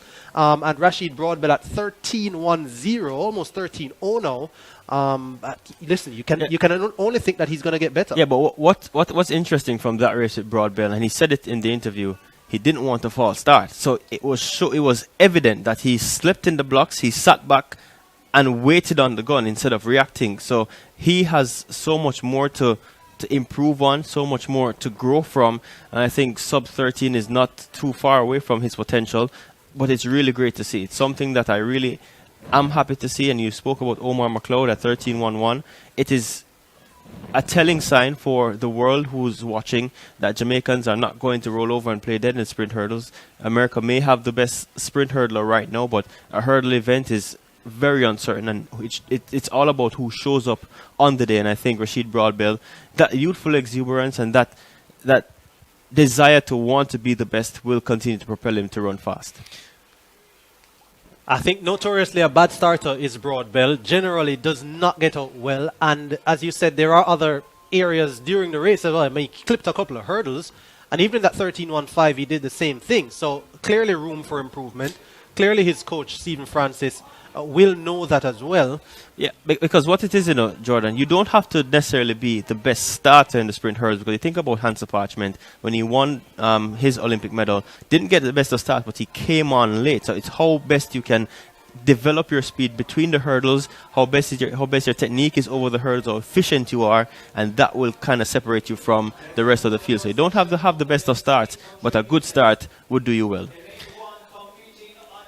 And you've mentioned Hansel Parchment, and we're mentioning Hansel Parchment.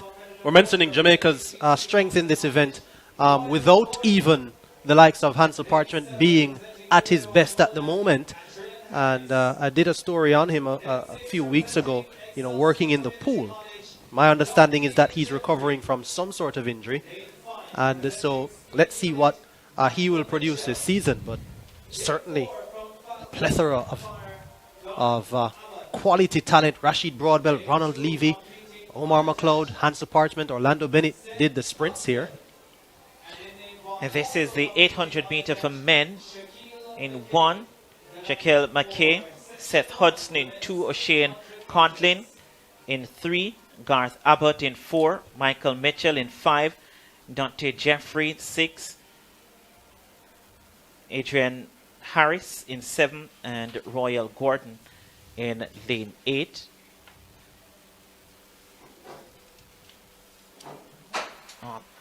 The most competitive event at the senior level here in Jamaica, but maybe we'll have some interesting times here. Gordon on the outside in that white strip. He goes to the front as they pass the McDonald Tunnel, for the Marathon Tunnel rather, for the first time. He hits the 200 meter mark, has gone up very quickly here. That's Royal Gordon from GC Foster College. Has already put up maybe a 40-meter gap on the rest of the field. Chasing Pat Dante Jeffrey from XZ is in second position, followed by Harris from Mona. 53 seconds on the clock for the leader, Royal Gordon from GC Foster College. Now he has to maintain that speed. The gap now closing as Harris from Mona goes into second, and third looks to be Jeffrey from Excelsior Community College. On the backstretch now for the final time, it's Royal Gordon from GC Foster College. Hits the 200-meter mark now. Just 200 meters separating him from the line. Leads Harris from Mona in second. Third, Jeffrey, Excelsior Community College. Still, Royal Gordon keeps the lead. The lead shrinking, but looks as if he will hold on. There's a fast finishing Jeffrey from XZ. He might not get back to Royal Gordon from GC Foster College. So it will be GC Foster College ahead of Mona and XZ. So it's Gordon ahead of Harris and then Jeffrey. And the battle on now for the minor places as they complete this men's 800 meter. 1:57.92 for the winner. Harris 1:58.79.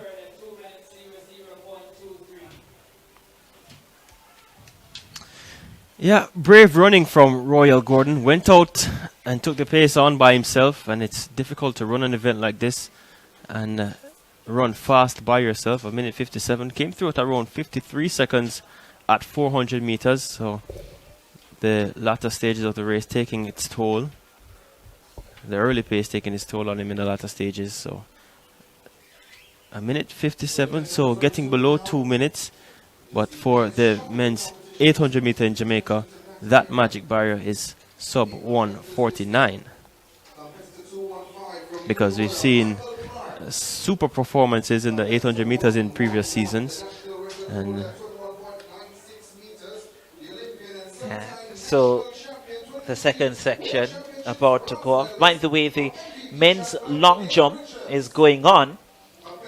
Leading is Sean D. Thompson from GC Foster College with 7.58 meters.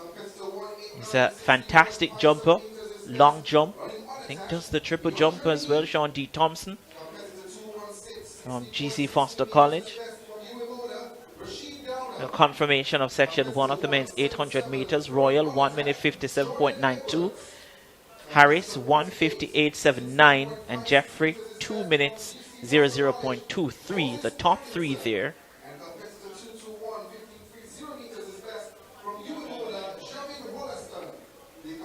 Looking there at George Lorenzo. there's Jorge Lorenzo, but if English it's George.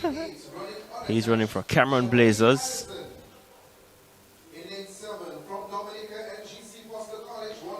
Representing Cameron Blazers. As a look at it, Tuller, Gordon, Marsh, Wisdom, Ranzo, Daly, Luke, and Allison. Hore. Those long socks as well. Adrian Tuller in lane 1 from MVP Track Club. Has been trying to get into those 149 bracket. So here they go. Yeah, so the Cuban goes to the front, Jorge Lorenzo of GC Foster. He steps to the front, and on these outside, looks like Luke of GC Foster, but the GC Foster pair on the field. So Cameron Blazers is Lorenzo, leads through 200 meters. Nice upright running style, and he being chased by the two from GC Foster. So it's Wisdom of GC Foster there. So to Denick. But these three away from the field and looking to set a brisk pace on the first lap.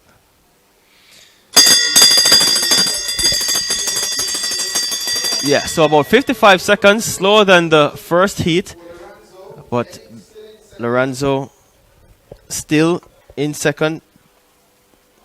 Wisdom there as well.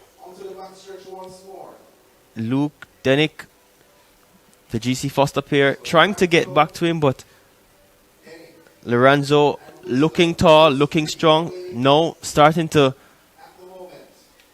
put some speed to rubber, trying to separate himself from the GC Foster boys, but they won't go away easily. And with 150 meters to go, the afterburners are turning on. Lorenzo turns into the home stretch, still upright, still strong, finishing fast. And it's Wisdom and Luke Denick, but here's Lorenzo finishing pretty fast. And at the line, 151.25, so a faster final 400 than we saw in the first heat, but Lorenzo 151.24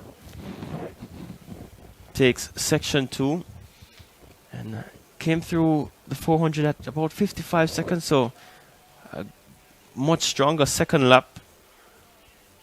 Doesn't look particularly pleased, but nonetheless still runs a pretty decent time at 151.24 to take the win. Yeah. Much different from what we saw in section 1. This race much more competitive. As we look back at it, was challenged here by Luke Denick. Luke came through to the line, finishing strong. Lorenzo was closing the gap there. I reckon the times will be similar, around about the 151 mark there. The winner was 151.24. So Luke not far off. Yeah, as we look at the finish here, I think what we've seen here in this race, and I know the winner is from Cuba, but when you look at how the event is run here in Jamaica, I think this race showed you why you don't necessarily get faster times. A minute 51.24 is slower than what we saw for the Class 1 boys at Champs last week. And they was possibly a negative split there, maybe just slightly. Yeah, it was a little close to a negative split because he came around the first lap in 55 seconds even. Right.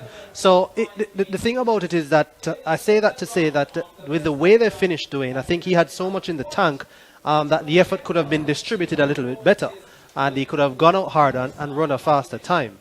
A minute 51. Of course, not going to move the needle when you look at 800-meter running across the world. So you really want to be closer to that 145 mark, if anything. Yeah, and you think about it this way, Jordan, when you run the 800 meters, or at least when you watch it, the athletes tend to run a faster second lap than they do a first lap. But if you can run, because I think if he had run like 52, 53, we would have seen at least a 148 with the same pace going around. Yeah. As we get ready for the women's 200 meters.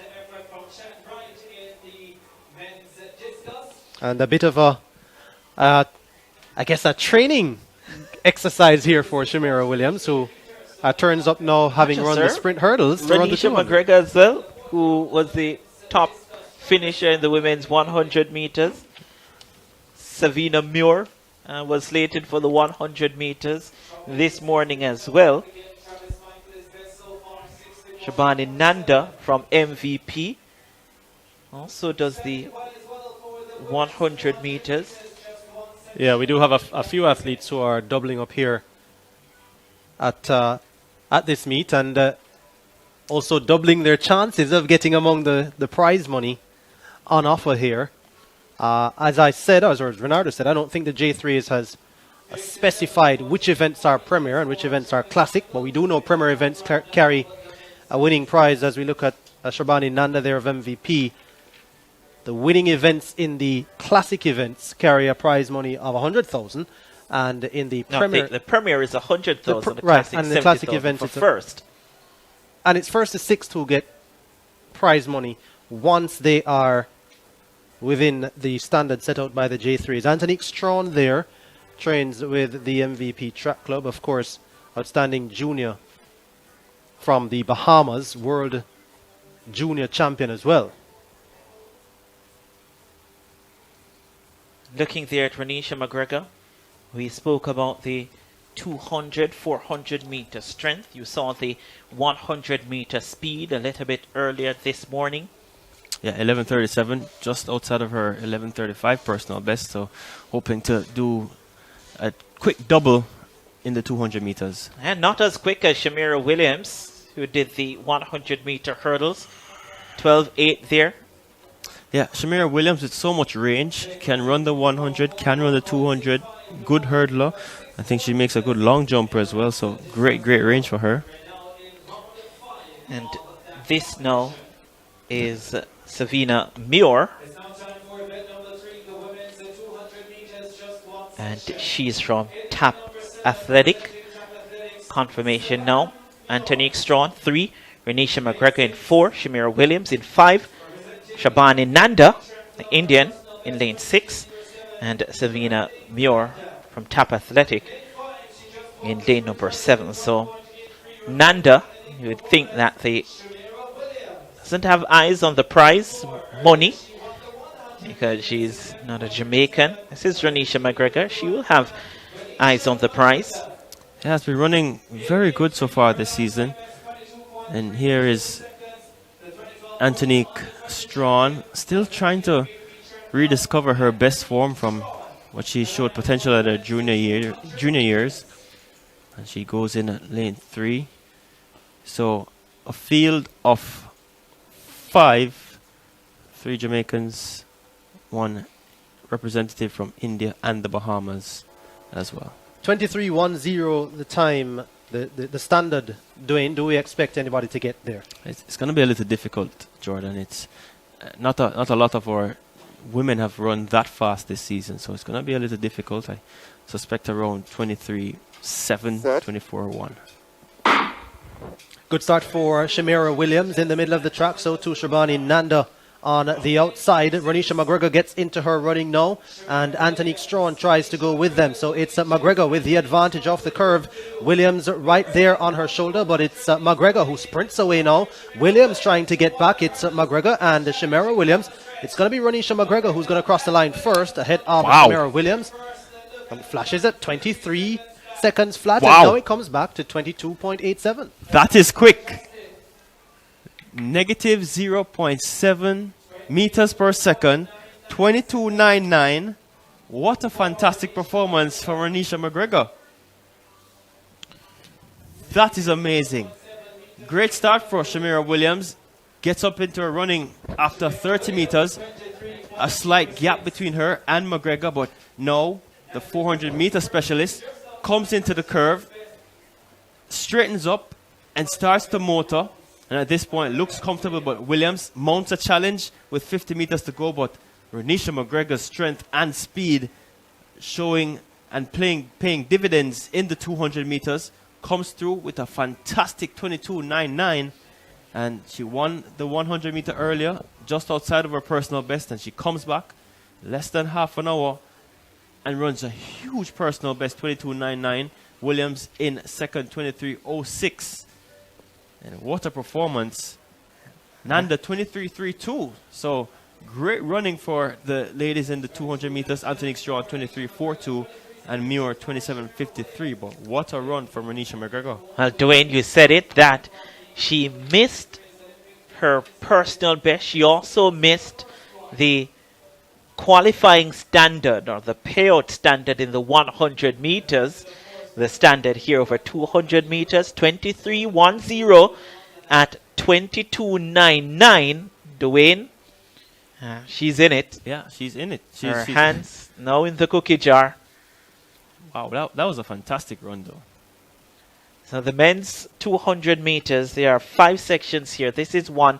Arain Thompson Sheldon Angling in 2. Roger Vaslin 4.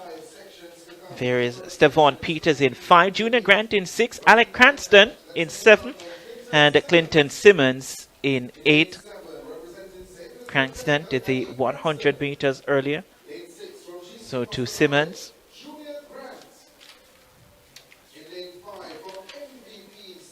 So you're looking there at Roger Vassell from Titans International. Lane 3 is to be empty. That's Orain Thompson. Yeah, this is Orlando Wint. That's Orlando Wint. Yeah. So disqualified at champs in the 200 meters. Here with 5 showing up for the starters orders.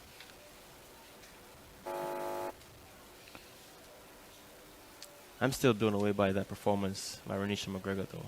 Great running. Coach Akil Stewart doing a wonderful job.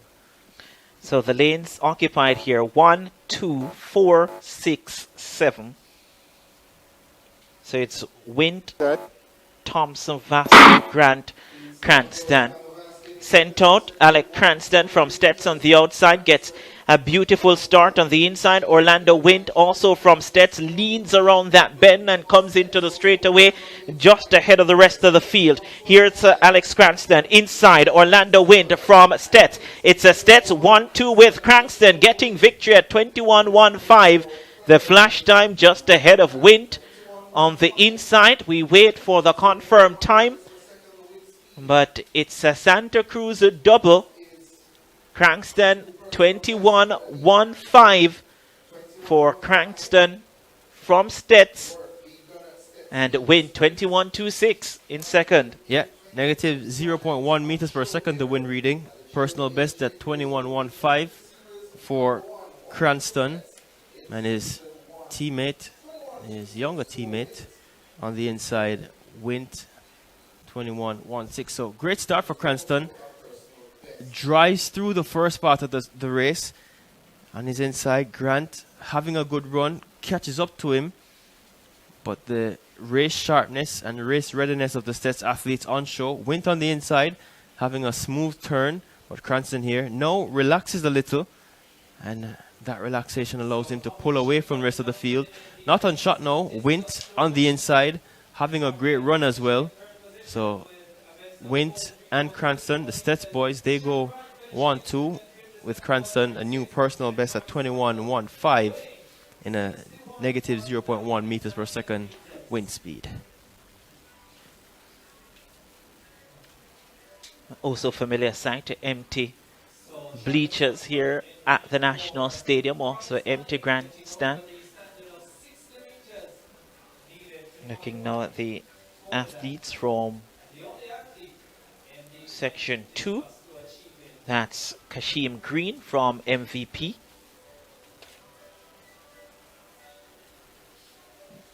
Walking back. Looking there on the outside, so looks to be Courtney Missick from Titans International. That's Orain Smith from Excelsior, the Eagles.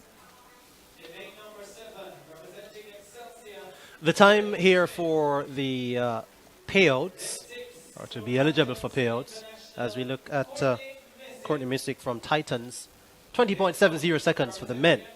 Kashim Green of MVP, he lines up in 5. Charles Green is not there, so Andel Miller of MVP, he lines up in lane 3.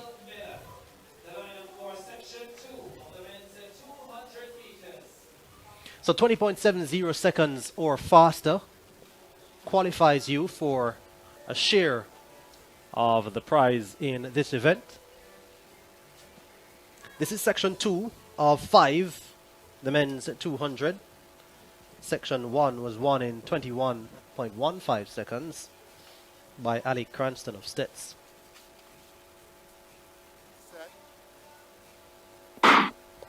That clean start for section 2 and a pretty good start in the middle of the track. Andel Miller now on the inside running pretty well. Andel Miller with the lead and he looks quite comfortable, looks quite within himself as well. Now he begins to extend, and it's Andel Miller who is going to win this one easily, sprinting away from the rest of the field. Andel Miller gets it.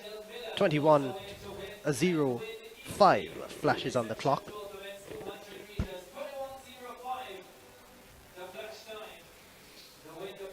And 21:05 it is. 21:76 for Thomas in second, a distant second, as that was a facile victory for Andel Miller of MVP. Yeah, season's best for him.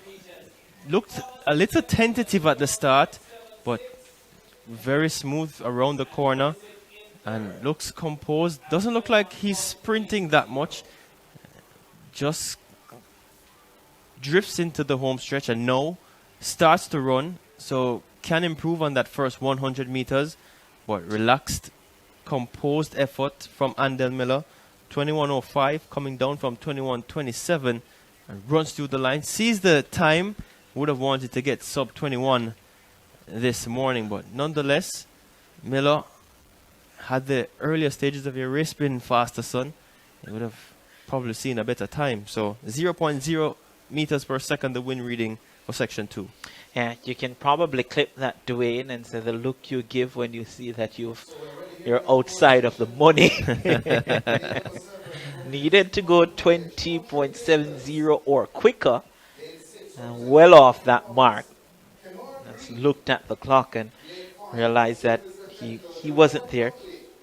Section 3 coming up. You're looking there at Michael Sharp from GC Foster College. He goes in lane 3. That's Javon Minzy, Titans International. He's in 4. That's Dunkley from Stets in 5. Had a good run in the 100 meters. Earlier, Javon Dunkley. Kemar Green from Elite Performance also there. Andre Dakers in 7. So lanes 3 to 7 occupied here. Set position. And they're called back. They're called back. Seen lane 1 as well. That's Romal Sewell from MVP. They focus there on Kemar Green, formerly of MVP. Have another look at it. It was some movements there. Not sure if he left the blocks. Slight head movements there from Kemar Green. We'll wait to see what the starters will do here. Here he comes. The hold off the carts. Will be a yellow card. Looks like. Gets the yellow card, Kemar Green. Sign of relief there. Oh, saying he can't hear. Having difficulties hearing the command of the starter. So, Kemar Green in lane 6. Didn't hear the starter's instructions, so gets another chance. Minzy there as well. So we'll see how they go in section 3. So they're settled again.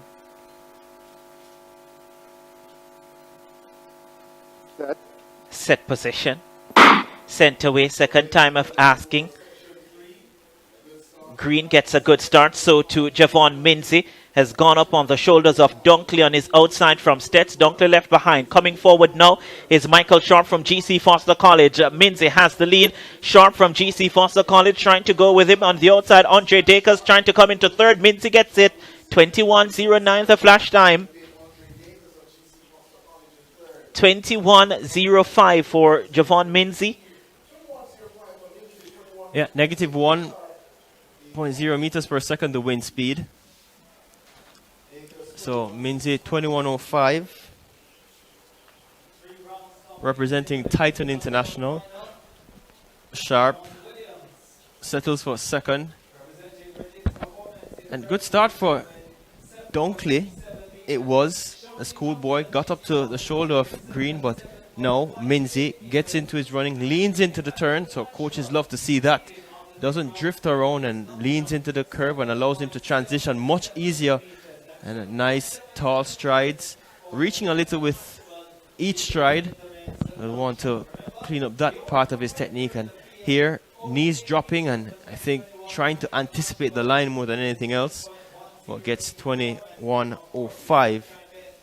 Finishes ahead of Sharp. Watching the clock is Minzy, the 2016 Olympian, to get a season's best in Section 2. Sharp 21.28 and Dacres 21.65, the top three.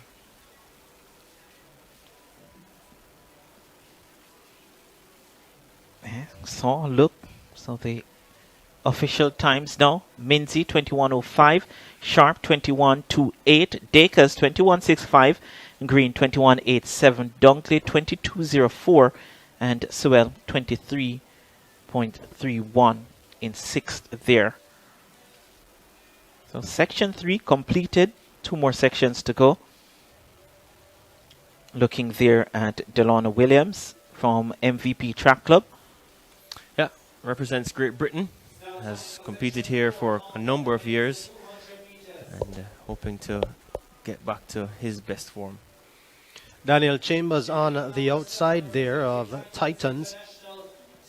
157 here are the assignments now. Nika Williams in a 1, Alexander Mumfries 2, Delana Williams 3, Jazeel Murphy 4, Kemar Bailey Cole 5, Chadwick Hines 6, Daniel Chambers in 7, and Zane McFarlane in lane number 8. Some familiar names here, none other than Kemar Bailey Cole, Commonwealth Games champion over 100 meters. There's Jazeel Murphy, 10:35. Great running from him in the 100 earlier. Yeah, World Under 20 champion Delana Williams at the time represented Turks and Caicos, now represents Great Britain. Alexavier Monfries, Herbert Morrison, Excelsior, personal best in the 100 meters earlier today, goes in lane 2. Yeah, that's Nico Williams, Tantrum Athletics. He goes in lane number 1. So, section 4 of 5 on track, gentlemen. There's Kemar Bailey Cole. Much better at 100 meters, but still getting his season underway, running the 200 meters. Chadwick Hines on the outside. Fast starter, very strong finisher as well. So remember, 20.70 or faster puts you in the money here at this JOA J3A's Destiny Series. This is the 4th of 5 sections for the men's 200s. And they're cleanly away. Pretty good start on the outside from Chadwick Hines of Sprint Tech. Also in the middle of the track, Delana Williams running well at the moment. It's Williams who comes off the curve first. So Delana Williams and Chadwick Hines are the top 2 at the moment. It's Delana Williams who is stepping away from the field. No one will catch Delana Williams.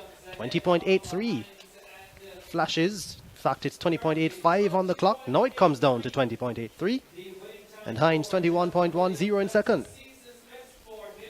Yeah, negative 0.6 meters per second the wind speed. So season's best for Delano Williams at 20.83. So he will be pleased with that effort.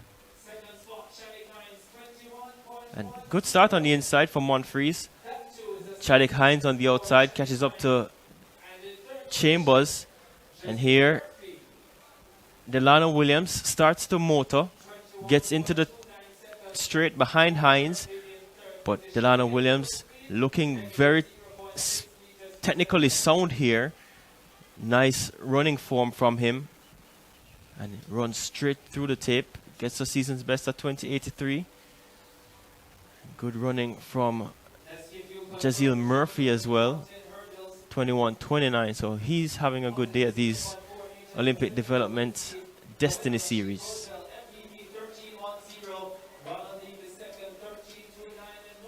Yeah, Murphy with 21.29.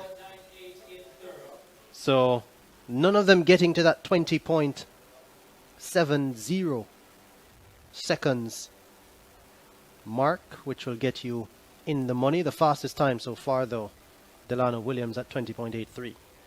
And by the way, we would have had the men's discus throw. The winner there, Travis Michael from UMona, 61.99 meters, and he's downstairs with Denise Walters.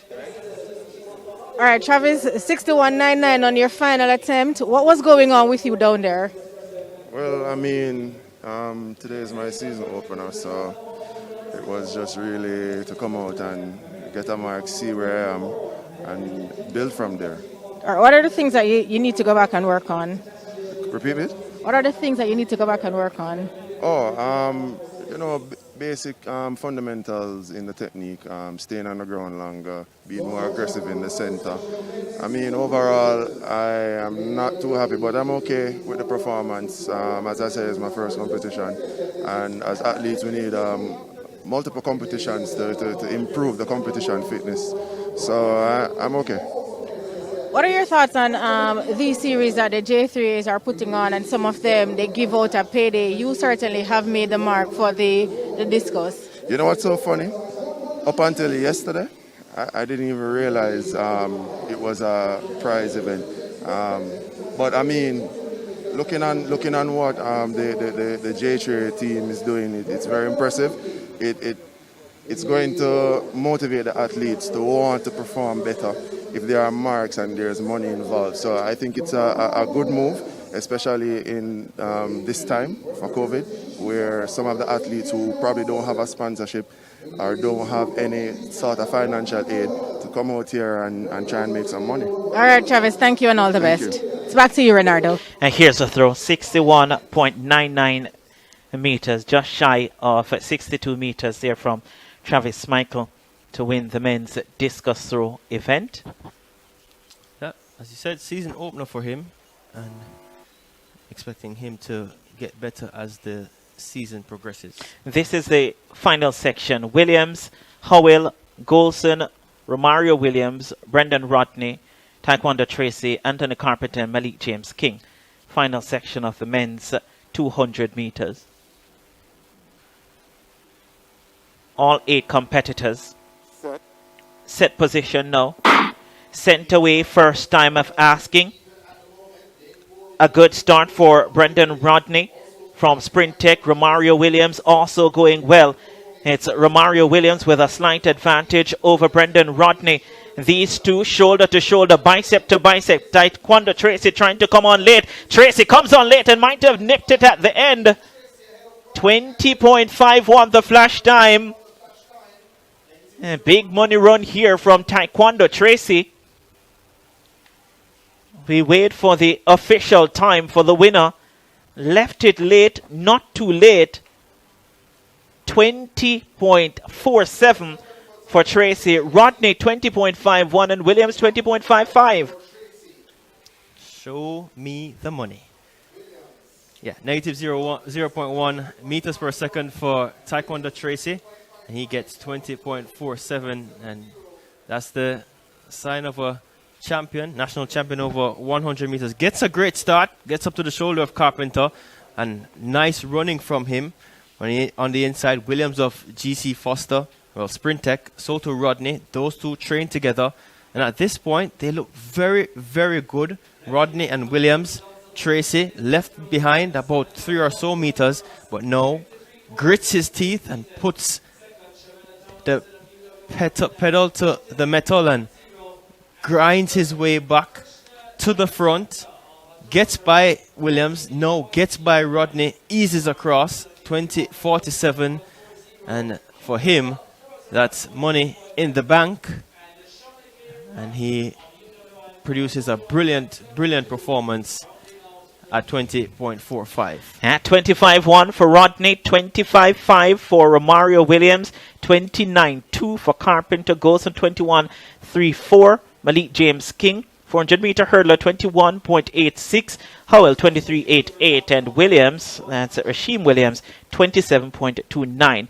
Has walked across the line at the end there.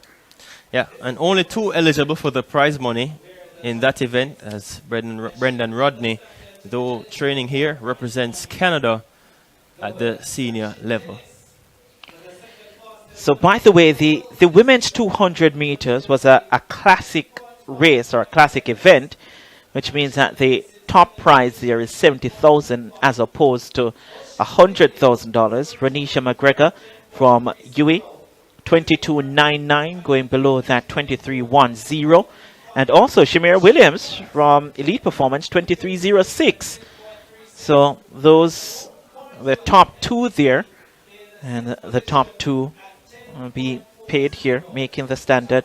The men's long jump, after 4 attempts, leading was Emmanuel Archibald from Ricketts Performance, 7.77. Seventh, I say it's God's lucky number. Second, Sean D. Thompson from GC Foster College, 7.58. This is after 4 attempts. And third, Damon Williams from Ricketts Performance, 7.37. Yeah, so a good day so far for Shamira Williams, collecting in the sprint hurdles, having run faster than 13.30, and collecting in the 200 meters as well. So as Travis Michael said, and so too Tisana Hickling, this is a meet that athletes who aren't able to compete on the professional circuit, they get a chance to earn something to aid in their attempt to make an Olympic team, their attempt to just be competitive athletes. So it is great. It's a great sign what the organizers of this meet have been doing, what they've decided to do, and it really helps a lot. Yeah, by the way, someone who can tell you all about the JOA J3's Destiny Series is none other than the J3's president, Garth Gale, and he's downstairs with Denise Waters. Mr. Gale, my first question to you is, how did this series came about? What was the motivation behind the J3As and the JOA teaming up together? This came about simply because the pandemic has had a great effect on our athletes. Many of our senior athletes have not been able to compete since March last year. Cancellation of the Olympic Games and so forth. We also had to make a tough decision to withdraw from the World Relays in Poland. And so as an association, we had to do something for our athletes.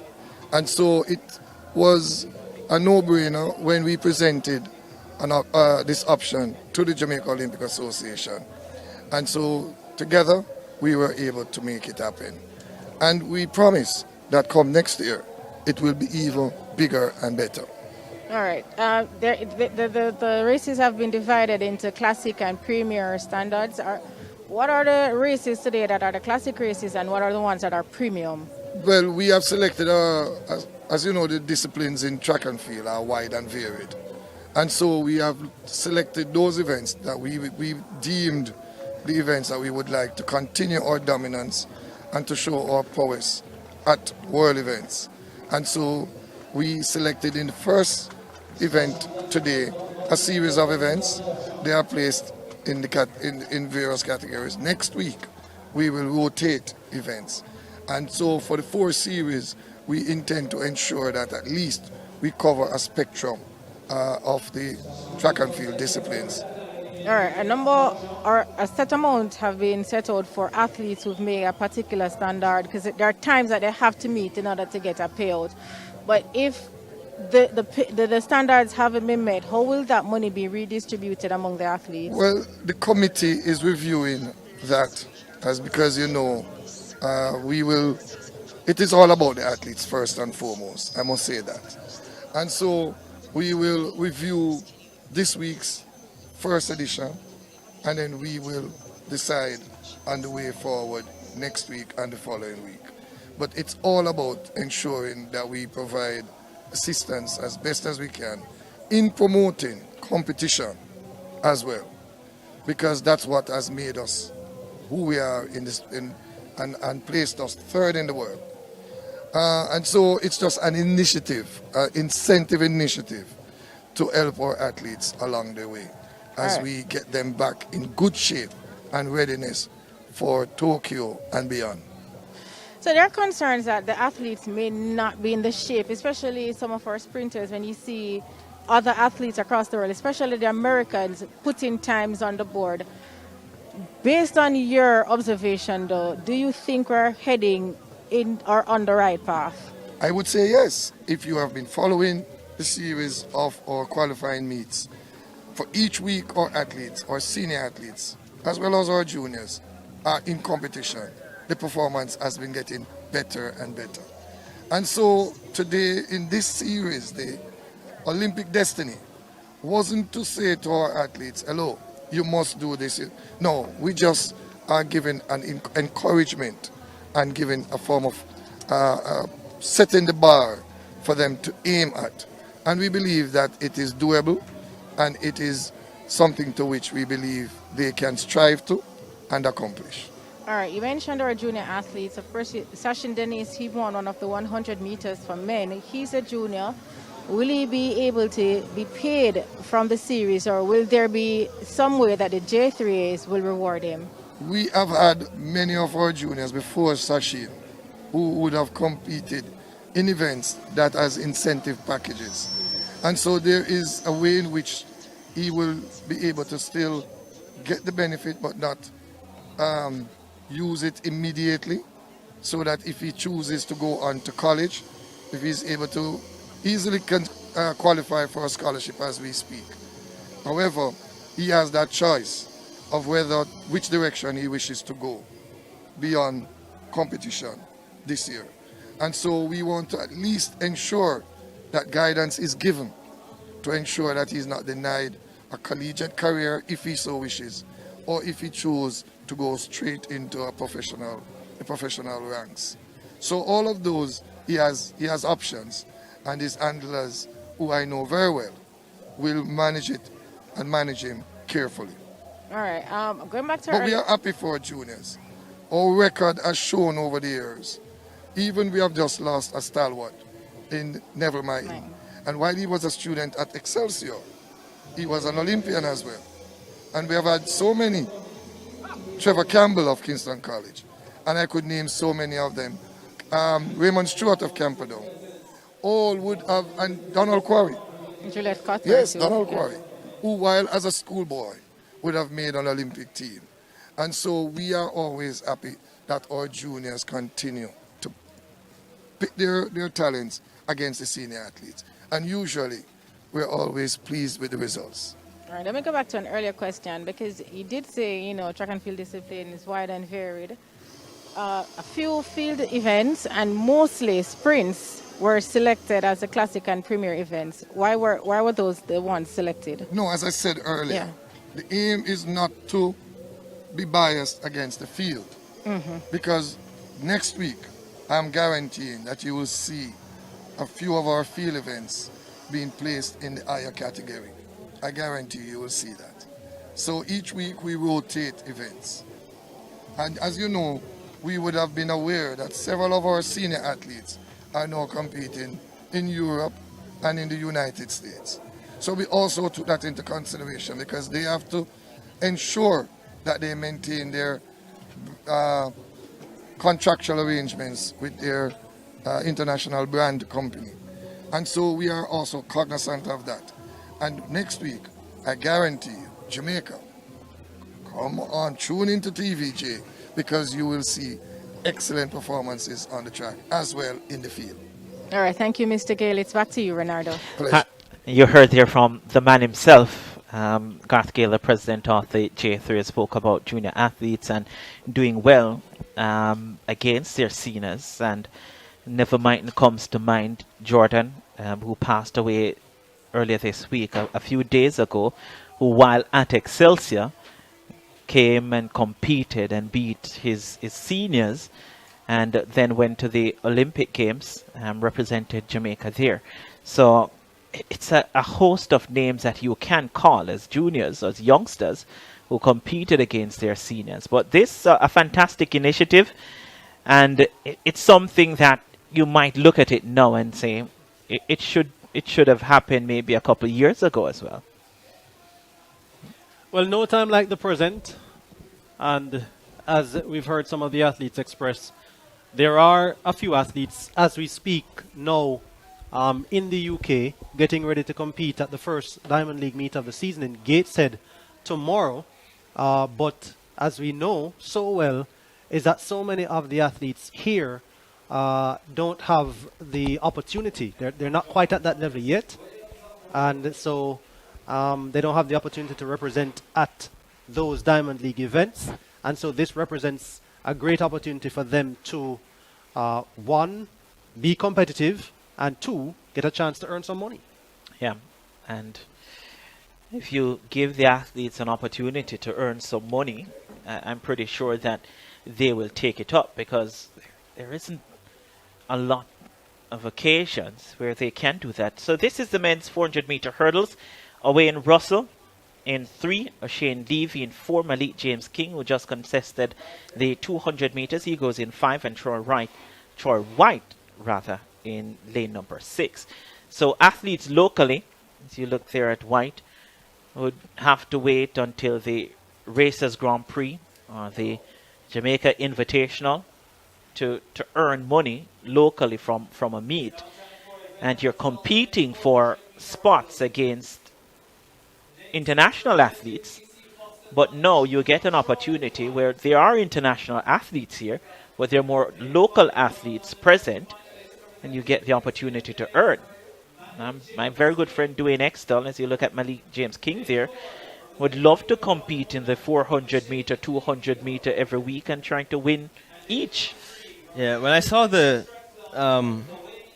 memo go out from the J3As, I said to myself, wow, maybe I could call on Jordan Fort or Jerome Foster to let's get training for a couple of days and then we head out to try and compete. But, you know, it won't be at the same level of these athletes, but you don't know.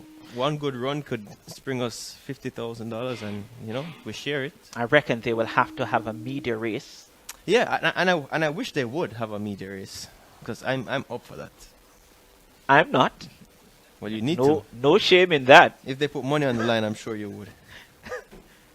I'm sure you would. If there's no time allotted, maybe just places. Award the top 6 media persons some cash prize and 6 persons per race. I'll certainly be there. Yeah, but the athletes now on track for the men's 400-meter hurdles. As you said, Malik James King saw him in the 200 meters not too long ago. So these athletes taking this as a training session as well to get some runs in, get some race sharpness. So only 4 present: White, James King, Russell, and Levy.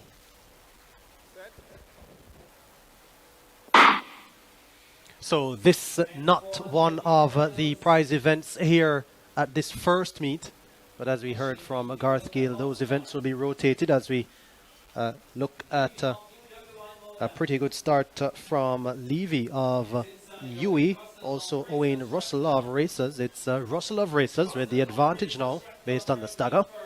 So Russell of Racers on the outside running pretty well. Troy White of GC Foster College. Malik James King left well behind now.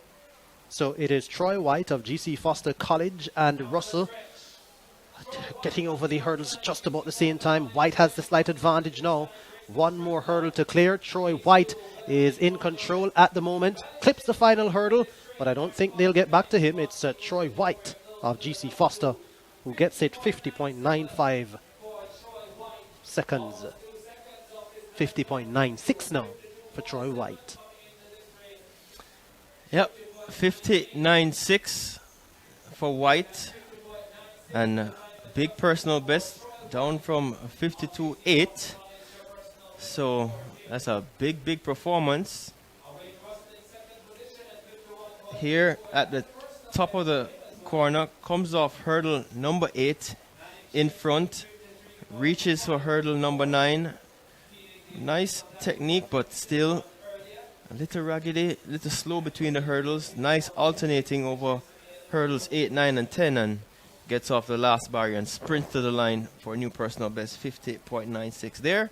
Malik James King in shot, but only manages to finish 3rd. White hits hurdle number 10, but eyes on the clock, powers through for a nice personal best, 50.96. Russell 2nd, 51.24. In the men's 400-meter hurdles. Yeah, Malik James King left it very late.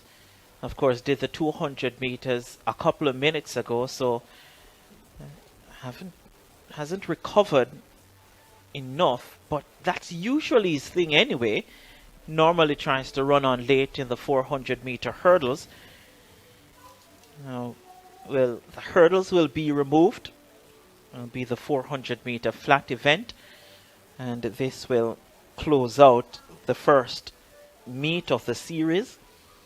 So it will be 2 sections for women and 4 sections for men. You're looking there, Janelle Bromfield. Yeah, world under 20 medalist in the 400 meters. Easy to mix up. 400 meters, 400 meter hurdles, 800 meters. He does them all. Yeah, and I think, in all honesty, if I'm being fair, I think she would make a great 400 meter hurdler. She hasn't gotten it entirely right with the 400 meters just yet, and 800 meters may be a little too fast for her. So I think the 400 meter hurdles may be an event that she can look at to really give her a boost to her senior career, because it's an event that I think she will do very well at.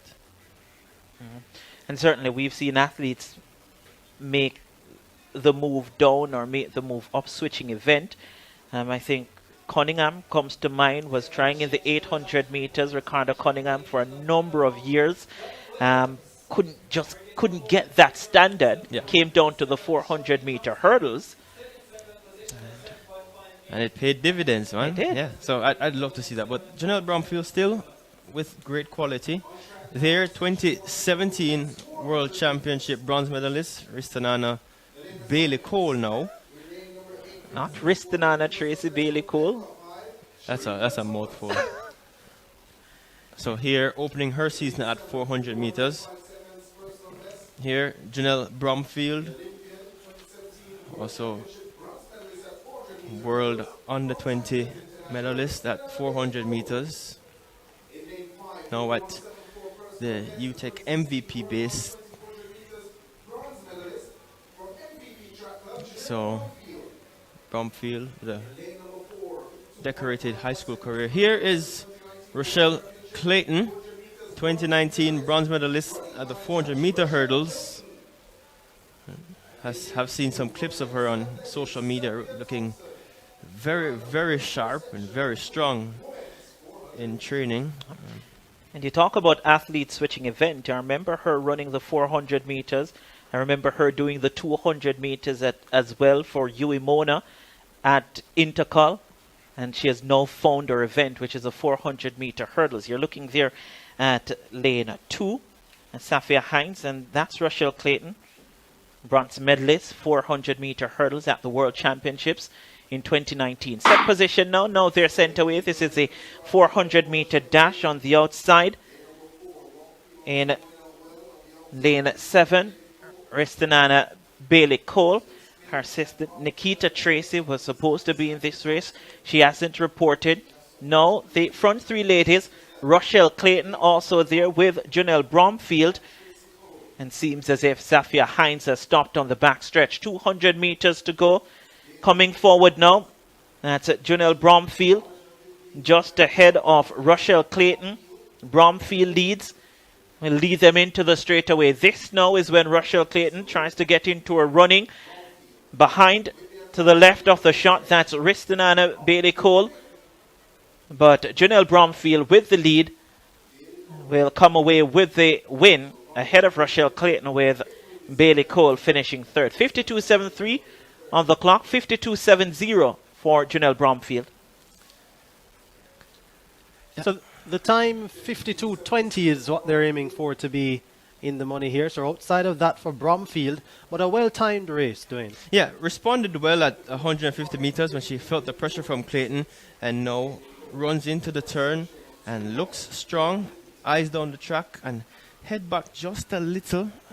You want to keep that chin down to help propel you forward, but she fighting to the line, realizing that time is running out. But she gets through to take the win at 52.70 seconds. Janelle Bromfield, world under 20 bronze medalist, still gets through and would be pleased with that time, one of the fastest times she's run this season. Wait for, of course, confirmation of the times. 52.70. By the way, the men's shot put event, the top three. Third, Rashid Dona, rather, not Rashid Dwyer. I was wondering where Dwyer came from there. Rashid Dona from Uemona, 16.01 meters. Third. Second, Kobe Lawrence, unattached, 17.24. And the winner, expected, Odain Richards from MVP, 20.21 meters. And that was done on his 5th attempt. Man they call Fred, formerly from school from North Street, not Kingston College, but St. George's College. You're looking there at the young lady they call Alisa Felix. That's Ashley Williams.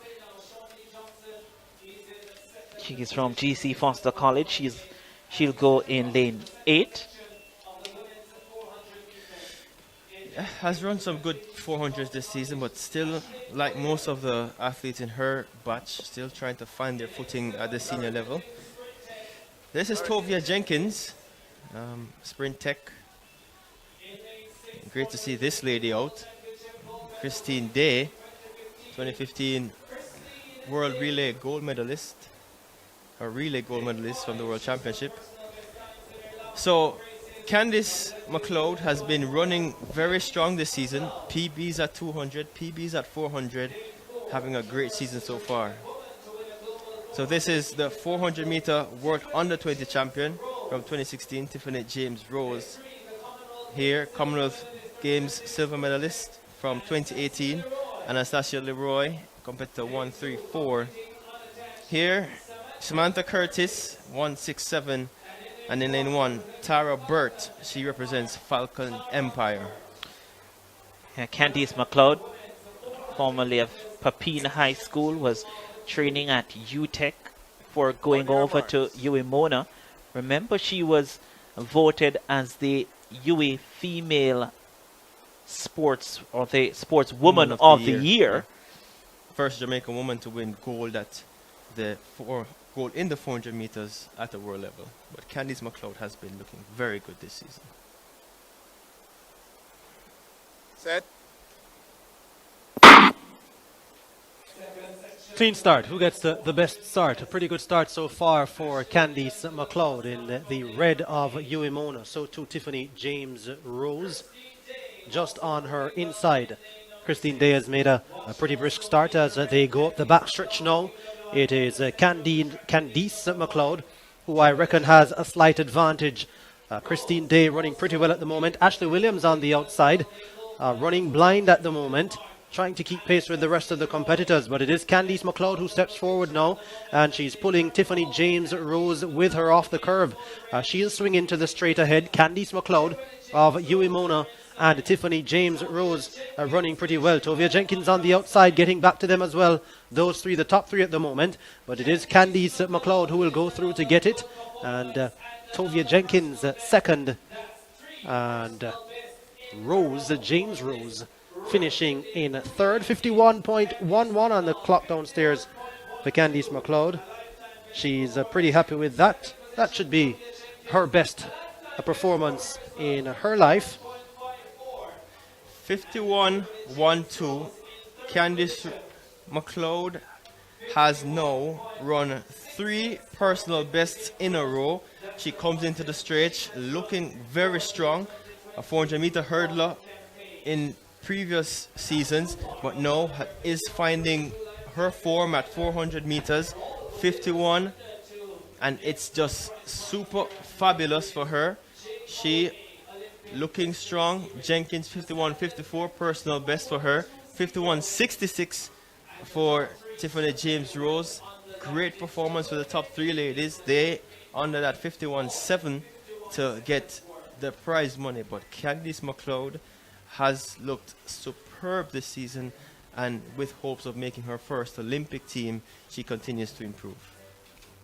52.20 the time to get better than, to get amongst the cash, and Candice McLeod definitely making sure she is there as well. But more importantly, as you said, the improvements, Dwayne.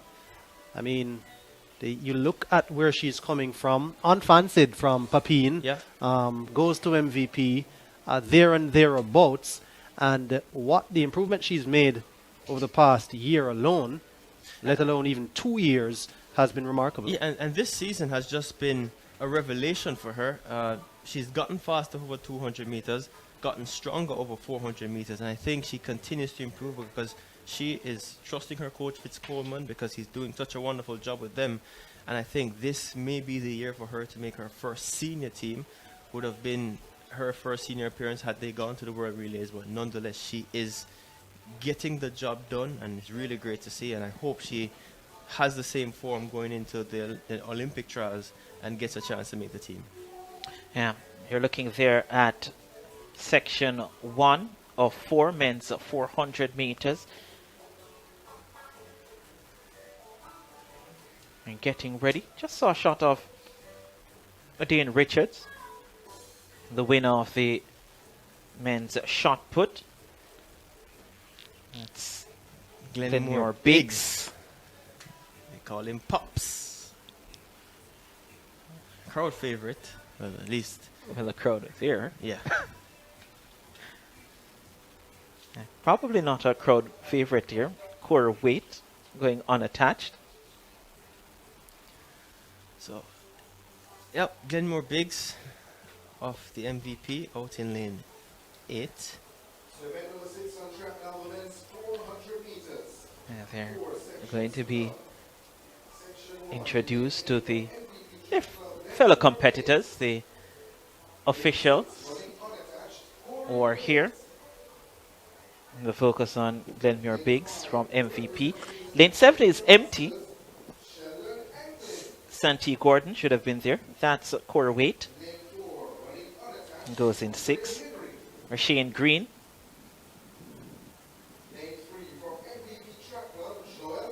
And should be Andre Henry. Joel Bryan in 3. Blaine Buckle from Uemona. He should go in 2. Gavin Shand, on your Jamaica marks. Masters, in lane 1.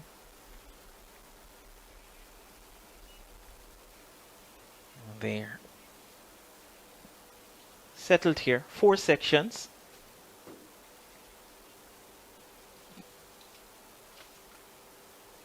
There, Andre Henry. Set position. Sent away now, first time of asking. On the outside, Biggs goes out quickly.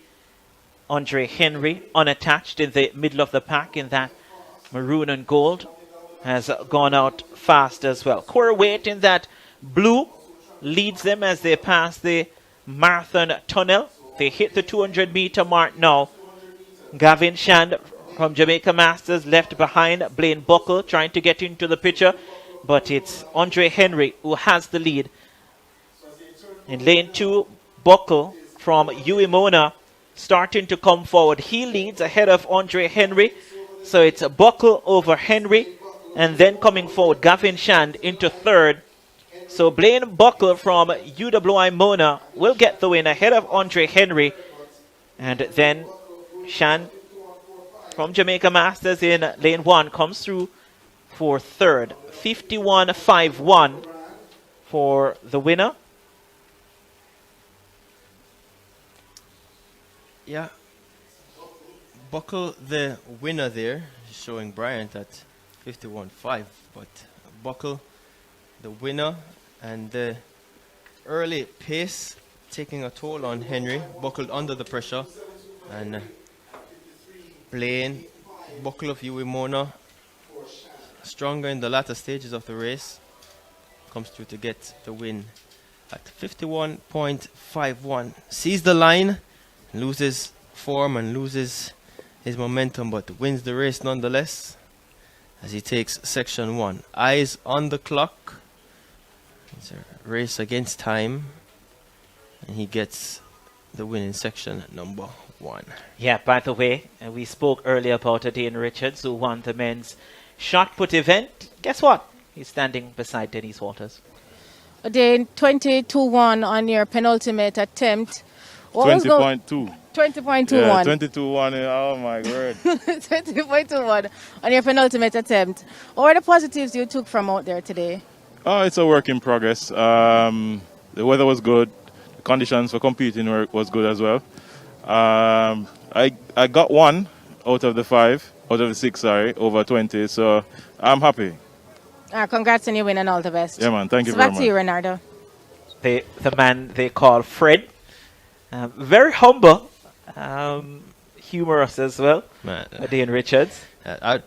like him, I'd love to see him throw 22 meters. Yeah, I I'd think love most of us would love to see him throw 22 meters. I'd say all of us, because he's such a great talent. He's so different from most of the athletes, because he wasn't a standout at champs, or he was just a hard worker, great competitor, and it's really good to see him get a mark over 20 meters. So it's something I'd love to see for him, to at least get 21 meters, because he is a quality athlete. Yeah, I think Joe Kovacs and Tom Walsh were raising their eyebrows just now when they heard 22. But of course, he's at his personal best, he's not far from that at 21.96, the national record. Yeah. Obviously, a bronze medalist at the World Championships. So here's section 2 now of 4 for the men's 400. And this is how they line up. Richard Hall of Excelsior, Dante Francis, Falcon Empire, O.J. Jackson, G.C. Foster, Malachi Johnson, Excelsior, Francois Gordon, Falcon, Robin Black, running unattached, Oreen Smith, Excelsior, and Deshane Green. In fact, we have it as Yannick Murray. Yeah, that's Richard Hall of Excelsior. Disqualified at champs last week in the 400-meter hurdles. His teammate, Malachi Johnson, 46.64 on his leg, on Excelsior's way to winning the 4x4 at champs. Malachi Johnson, one of the fastest 14-year-olds we've seen in Jamaica a couple of years ago. Had some injury setbacks, but here he is at the Olympic Destiny Series, trying to run as fast, or faster than 47 seconds. Yeah, Yannick Murray from St. Vincent and the Grenadines in 8. So a clean break and a pretty even start, a pretty conservative start here from all the athletes in the field. Malachi Johnson of Excelsior running pretty well at the moment. But here is G.C. Foster's O.J. Jackson now in lane 3 as they approach 200 meters to run. It's O.J. Jackson on the very outside. Yannick Murray made a very brisk start, but he's going to pay for that down the end as O.J. Jackson comes off the curve now in the lead. And Johnson is second at the moment. His Eagles teammate, Oreen Smith, getting into that third position. It's Johnson and Murray. It looks like Malachi Johnson may just have edged ahead of O.J. Jackson to win this second section. 48 seconds flat, is it? Yeah, 48 seconds. And Johnson ahead of Jackson, 48.01. Murray comes through 48.22. I suspect that is a new personal best for Murray. But 49.94 is corrected too. But the winner on screen, Malachi Johnson of Excelsior. And Excelsior lineup here. Coach Al, Coach Riley doing a great job with the Eagles. But here, Johnson behind at this point. And Jackson, OJ, just runs into a wall. Can't maintain. And Johnson fighting back, pulls him back to him and beats him on the lean. A real fight towards the end between Jackson and Johnson. And the lactic build up there, probably getting the better of Jackson, but good strength, willpower showed by Malachi Johnson. Yeah, and a young athlete that has a bright future in this sport. Let's pray that he continues to improve and stay injury-free. Look at the times now. Malachi Johnson, 48 seconds flat. Jay Jackson 48.01. Orain Smith 48.21. Yannick Murray went out fast 49.94. Richard Hall 52.04. Dante Francis coming through there above 52 seconds. And then a shake of the head from Jordan and Dwayne, because when it gets to 52 seconds, you're into 400 meter hurdles time. All right, let's hear from Candice McLeod now, who's standing with Denise Walters. Candice, 51.12. Another personal best. You better your times that you've run this season. Tell me about the season you're having. I mean, it's only hard work. It has been hard work from day one, so I'm expecting great results regardless. I came out with a couple weeks load on me. I did not expect much of this meet, to be honest. I just came out to do my best, and that's what I did. And your best was good enough. It's back to you, Jordan. Thank you. Candice McLeod there, as we look at Rasheen McDonald on screen. National record holder in the 400 meters. Yep. Rasheen McDonald still trying to discover something close to his best form.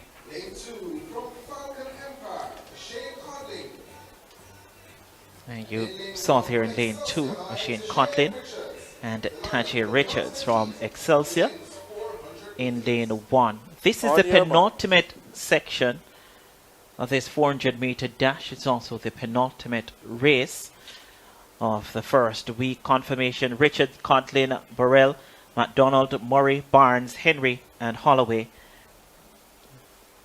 Section 3 of 4, men's 400 meter dash. Set position now. Sent away first time of asking. Richards, Contlin, Burrell, McDonald, Murray, Barnes, Henry, and Holloway. On the outside, going well, looks to be Paul Henry from Cameron Blazers in that bright top. Barnes from GC Foster College also going well, has the lead at this point. They hit the 200 meter mark now. Rasheen McDonald stepping forward with a slight advantage on the rest of the field. Barnes, Henry is also there. So too Demar Murray from GC Foster College. They come into the straightaway now. Rasheen McDonald with the lead. On his outside, Demar Murray in the brown from GC Foster College. He's right beside Rasheen McDonald. McDonald leans forward, gets the lead. On the outside, finishing fast, looks to be Barnes. It's close at the end. And Rasheen McDonald might have gotten it. 46.09 the flash time. 46.06 confirmed for Rasheen McDonald from MVP Track Club. Yeah, 46.10 comes back for Barnes. 46.27 for Murray. Well, good running from Rasheen McDonald. Gets below that 46.20 required to be in the prize money. But here he is, Rasheen McDonald. Powerful, strong, and fast. Now starts to unwind. And Murray at this point lifting and pressing, eyes wide open. McDonald, eyes fully focused, relaxed, doesn't tighten up, doesn't get tense, and eases away. Looks across to Barnes, who comes through for a big personal best at 46.10. But no doubting about the winner, Rasheen McDonald, national record holder. Yeah, wondering if I was looking back, maybe I saw a flag. Yeah, saw a yellow flag go up. Still have to wait for the official ruling from the meet officials and for the times to stand. But as it is right now, Rasheen McDonald takes section 3, 46.06. Barnes 46.10. Murray 46.27. Keno Burrell 46.50 and Paul Henry 47.86. So McDonald and Barnes in the money. Yeah, the final section coming up, 4 of 4. This men's 400 meter dash. And the athletes being told to stand behind their blocks. As we look at it now, Jamar Treasure, his name alone will tell you wants to be in the money. Anthony Cox, Akane Slater, Terry Thomas, Demish Gay, Jaheel Hyde, Jamoy Jackson, and Devon Baker completing the lineup. Yeah, quite a field this is. Terry Thomas, Demish Gay, Jaheel Hyde. Jamoy Jackson has been a find this season for the 400 meters, has been running well. Anthony Cox. He also a great competitor. But there, Demishke, fourth at the World Championship. He goes in lane number 5. So, a finalist in the past 2 World Championships. Here, his relay teammate, Terry Thomas, ran a blistering leg. Represents Racers Track Club. Yep, this is the man from GC Foster, Slater. Ran a great 400 meters a couple of weeks ago against members in this field. Here's Anthony Cox, 4th at the World Under 18 Championships. And to round out the field, Jamar Treasure of GC Foster. The final section, final event of the JOA J3A Olympic Destiny Series. Series 1. So, Hyde, Gay, Thomas, Jackson, Slater as well. Great field for 400 meter running. Set.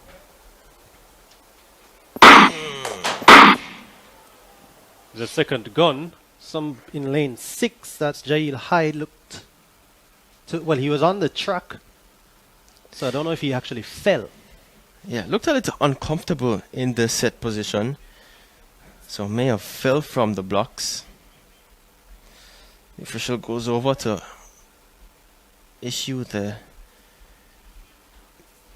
goes to lane 6, shows the green card, well, shows a green card to the field. And so Jail Hyde would be reminiscent of that sprint hurdle finals in Class 2 against Michael O'Hara, where thoughts were that he had false started but reinstated. But he's here in lane 6, 400 meter hurdler by trade. On your marks. Demish Gay opened his season a couple weeks ago over 400 meters. But Jackson on the outside in lane 7. We'll see how well he goes. Has been having a good season so far at 400 meters.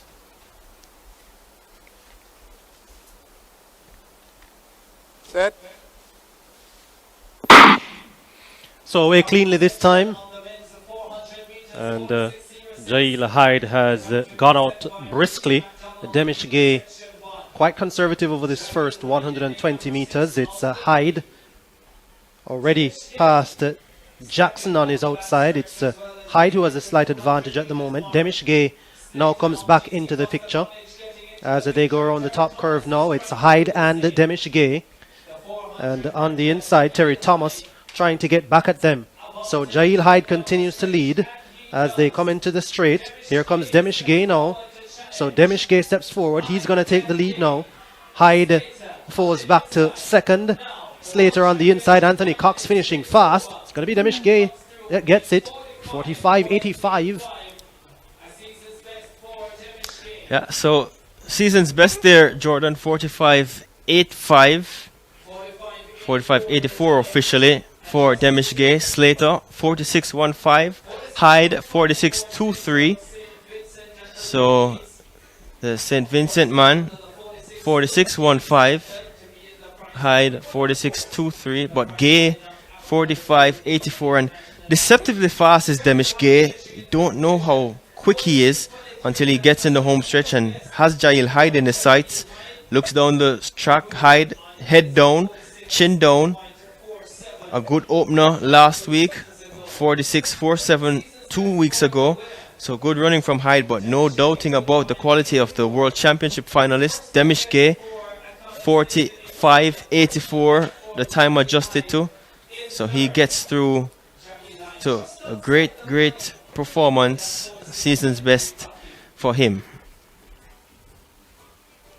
Yeah, so that completes the event. That completes the day's proceedings. 45.84 for Demish Gay, Carney Slater 46.15, Jail Hyde 46.23, Jamoy Jackson 46.44, and then Cox, Thomas, Treasure, and Baker did not start. So that's it on the track and in the field. We had a great day of track and field, or a great morning of track and field, and I think the standout performances, Dwayne, came in the 100 and 200 meters in the form of Sashin Dennis, and Renisha McGregor in the 200 meters at 22.99. Yeah, having run the 100 meters earlier, Renisha McGregor. Yeah, and not to forget Rashid Broadbell, 13.10. That is second fastest in the world this year. Yeah, he's been doing very, very well. So those performances really stood out today.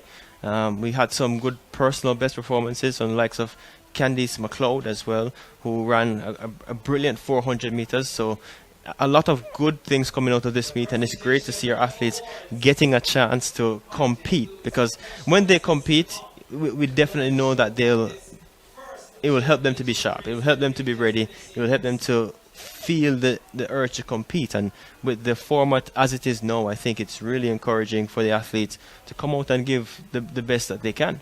Yeah, by the way, the long jump final for men, third, Dominic Williams, Ricketts performance, 7.38 meters. Second, Shanti Thompson from GC Foster College, 7.58. And the winner there, Emmanuel Archibald from Ricketts performance, 7.82 meters. We do hope you enjoyed our coverage here throughout the morning session for this series, the Destiny series. Of course, just to remind you, we'll be back here next week to do it all over again. Thank you so much for joining us. On behalf of Jordan Fort, Dwayne Extel, you also heard from Denise Waters with some wonderful interviews down there at trackside, and also the entire production crew here at Television Jamaica. Thank you so much for watching. Until next week, I'm Renata Brown. See you then.